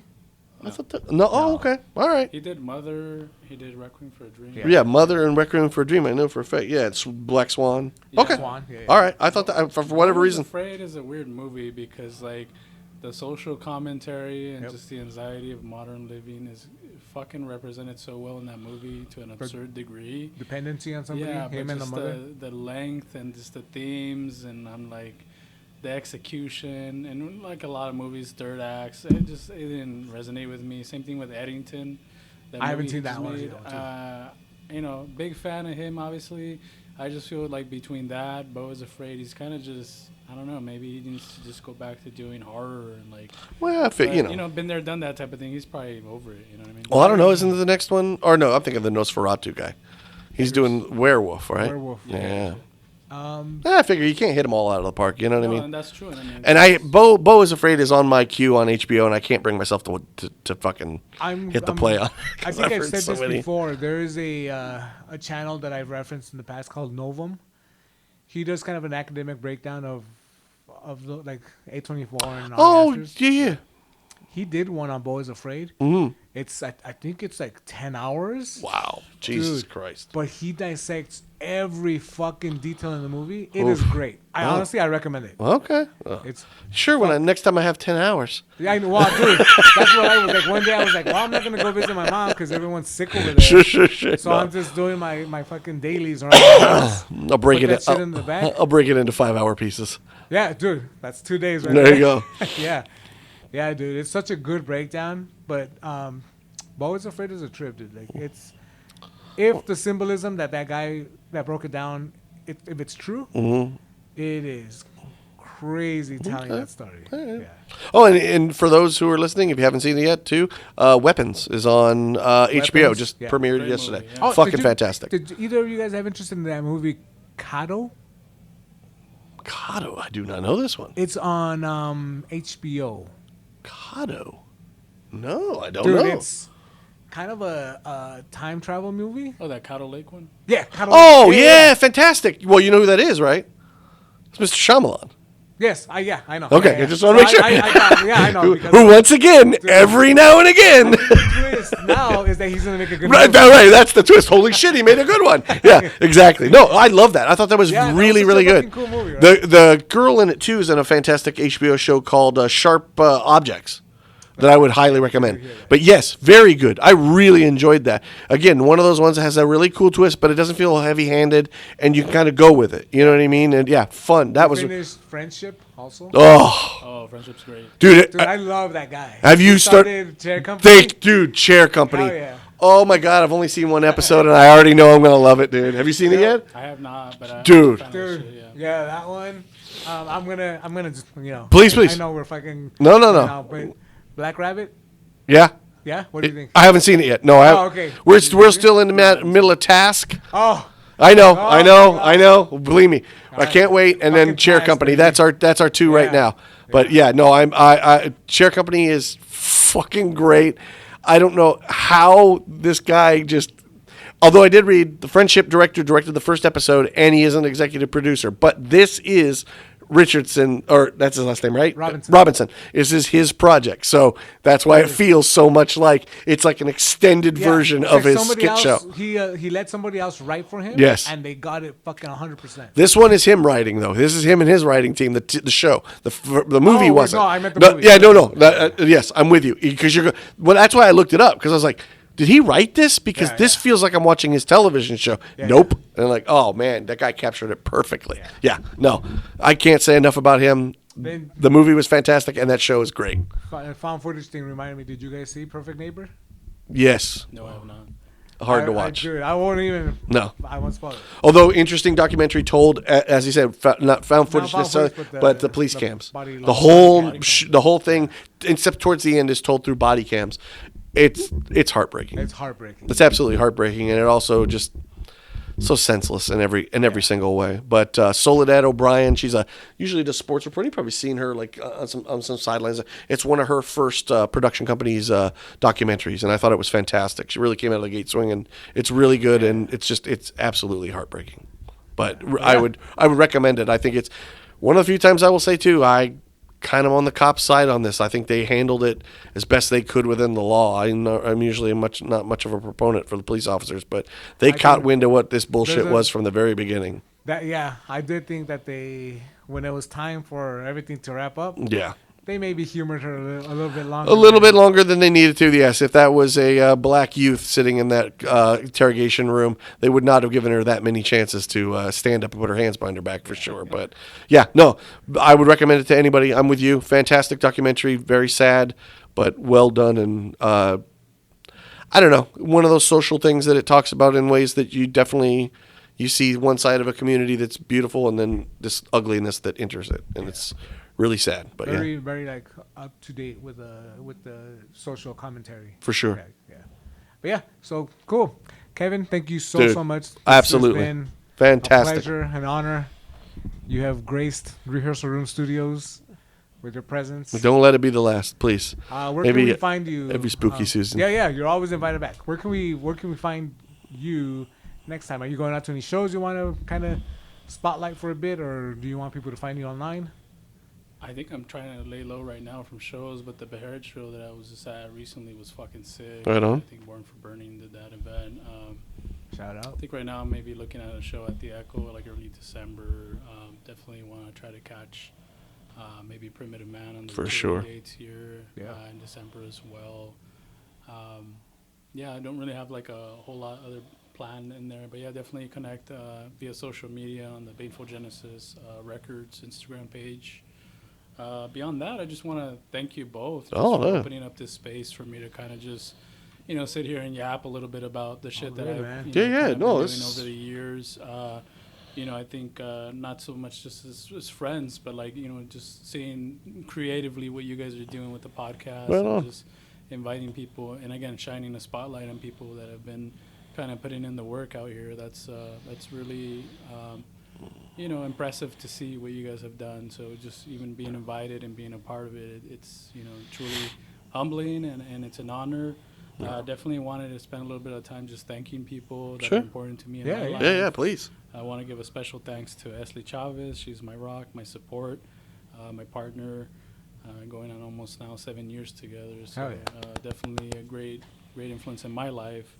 Obviously you two both close friends of mine. I want to highlight the bestie, Eric Mendoza. Hell yeah. A lot of people don't know this, but he's kind of like the right-hand man to the shit I've done in the label. Obviously been a big part of Pendulous, Iconophobos, roster bands, now Savagine. So want to give my eternal gratitude to him. And, he's been the one kind of carrying the distro box on his back, literally, oftentimes whenever we've gone on our little excursions, trying to make a little side hustle money or just doing events. And so, more often than not, he's the guy, kind of just putting in the work with me. And I would say he is a big part of the record label. Right on. Just as big as me, It's a good dude. I would like to highlight that.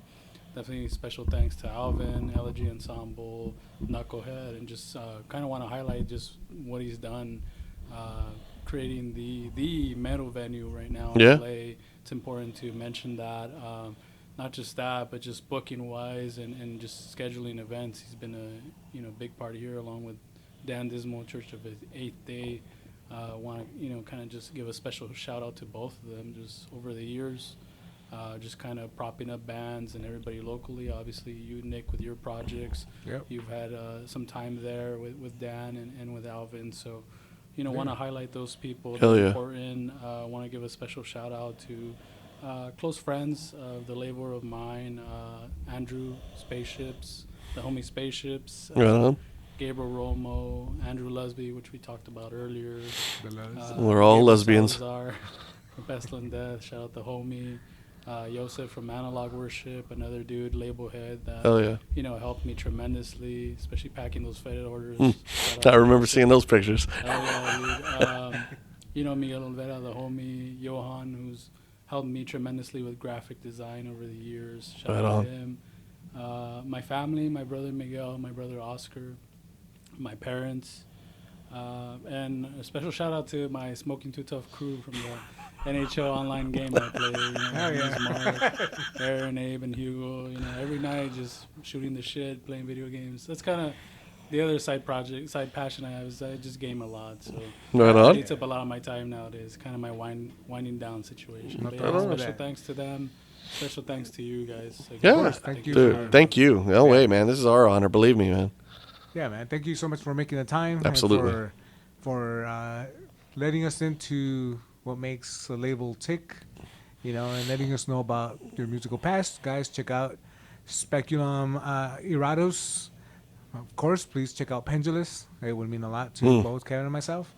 And make sure you guys come back for more Rehearsal Room. We'll catch you next time. Later. Howdy, folks. Thank you so much for spending time with us here at the Rehearsal Room. If you've got any recommendations you'd like for us to check out, whether it's a band, a movie, or anything else you think we'd be interested in, you can write to us at therehearsalroompod@gmail.com, all one word. We're also over on Instagram or Facebook, or even YouTube. You can also find us on any of the popular platforms for podcasts. And if you happen to know anybody that would be interested in any of the subjects we're talking about, please make sure to refer this show over to them. Make sure to like and subscribe wherever you listen to us, and we'll catch you soon.